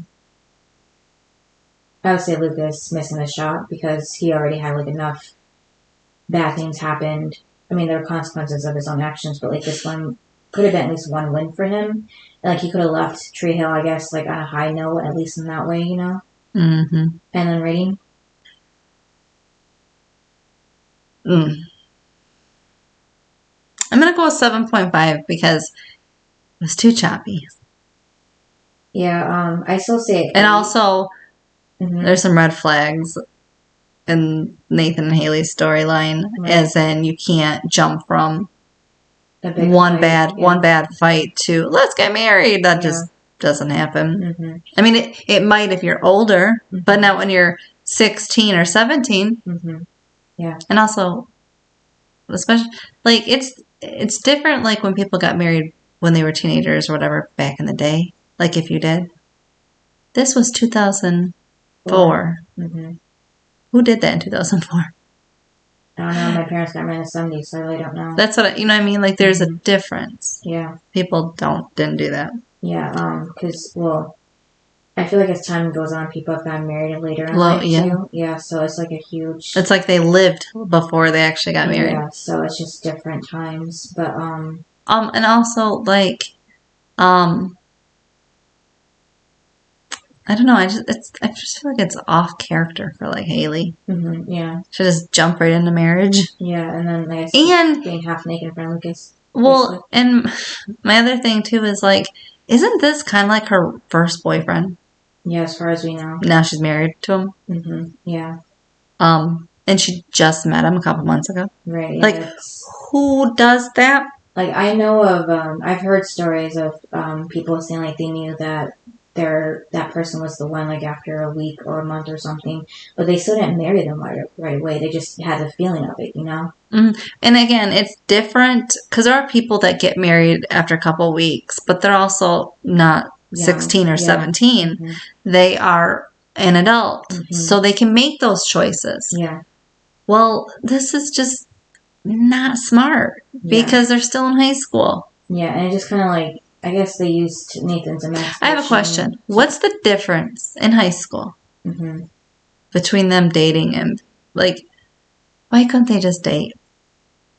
I don't know. Like I said, I think it's just they wanted something with Nathan's emancipation. Like, I feel like that was just going to be something they would eventually do. I don't know. I feel like if anything, they should have maybe done this at the end of season 2 for them to get married or something. You know, because they still would have been juniors, like, just finished being juniors at that point anyway, so it's not like they would have been a lot older after another season, but, yeah. Right, I don't know. But I will say, like, story-wise, I will say that this is probably the first teen show that showed teen marriage. Wasn't there, Cheyenne and... Brad, maybe his name, and Reba. That was not a teen drama. That was a comedy. Well, that's just the first characters I could think of that got married young. But Cheyenne and Van, yes. Yeah. But that was a comedy. Oh, and also it's because she was pregnant. Yeah, and Secret Life of American Teenager, they actually... They didn't get married. I think, didn't they get married the very last No, Ben and Adrian got married, I thought. I was thinking about Amy and Ricky. No, he proposed and... She said no, right? I can't remember. I think she said yeah, but then, fizzled out. But no, I thought Ben and Adrian did because she was pregnant. Because, Ben was all about getting married. Yeah, I would say he was going to marry anybody. Yeah. He was like Dawson. He was just going to marry anyone. Yeah, because, like, I remember Ben and Amy... They were going to get married. Yeah, they... Because Ben's head just didn't marry anybody. They did, but since they had fake IDs, it wasn't legal. Legit. So, yeah, so that's why I didn't... Yeah, but also... Marriage, yeah. Secret Life came out way after. It was like 5 years after One Tree Hill came out. Oh, well, they were adults by then. Yeah. But I mean, And then Amy was a freshman, too. Wasn't she? Or a sophomore, at least. She was 15. Yeah. So like a freshman. So, yeah, one of those, yeah. So she was younger than Haley. But I'm just saying that, like, especially the shows around their era, there was no teen. Right, yeah.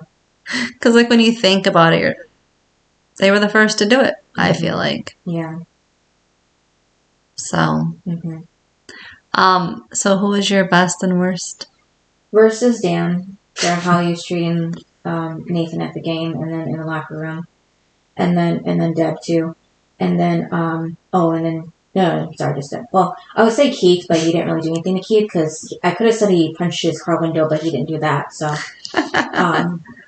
And then the best is, it was kind of hard to think of who. So I just put Brooke, because she, evidently helped Peyton out and Jake and Jenny with misdirecting Nikki to where they are, even though it looks like it really was like she was going to betray Payne at first, but she did the right thing at the end, so, yeah. And yours? So, mine is Dan. For the worst, obviously. And then the best, I'm going to go with Brooke, too. Because, I mean, everyone else had their faults, but she didn't have to do it. Yeah, we can't say Peyton because she didn't do anything. She didn't do a damn thing in here. She just dropped Haley off the house. She didn't do anything. The nicest thing she did in the episode was drop Haley off at her house. She didn't do anything. Yeah, so she was barely on the screen. Yeah, so it was hard to say, That's probably why she didn't do anything, because she had that storyline they cut out. That's probably what happened. Yeah. But she also wasn't needed. Yeah. In this episode, she wasn't needed. Except for giving Haley a ride. Yeah. Which didn't make sense. But it smelled like Brooke a lot for the game. So I mean, Brooke, yeah, because she finally got rid of Nikki. But yes, I mean, that was it. I mean, it's pretty bad that we couldn't find any other person to be the best. I mean, we could have said Whitey because he just gave. I almost thought of Whitey because he was. Yeah. I almost said Whitey because he said, "Don't let don't let Dan take this away from you." Yeah, until Lucas take care of Keith and himself. Yeah. Yeah, but I just want Brooke. Yeah. Because they're wrapping up that storyline. Thank God. Yeah. I don't like Nikki. Yeah. Didn't she come back, or she was just mentioned? I think maybe. I can't remember. Yeah. I know she's mentioned a lot. Yeah. Okay, so since it's the finale. Oh yeah. Yeah. What was your favorite episode? I know mine. You're not gonna like it, but I like it. But I think I'm gonna have to say 6. Every Night Is Another Story, just because that was the episode that got me hooked on the show. I hated that episode. I thought Brooke was so funny when she was high.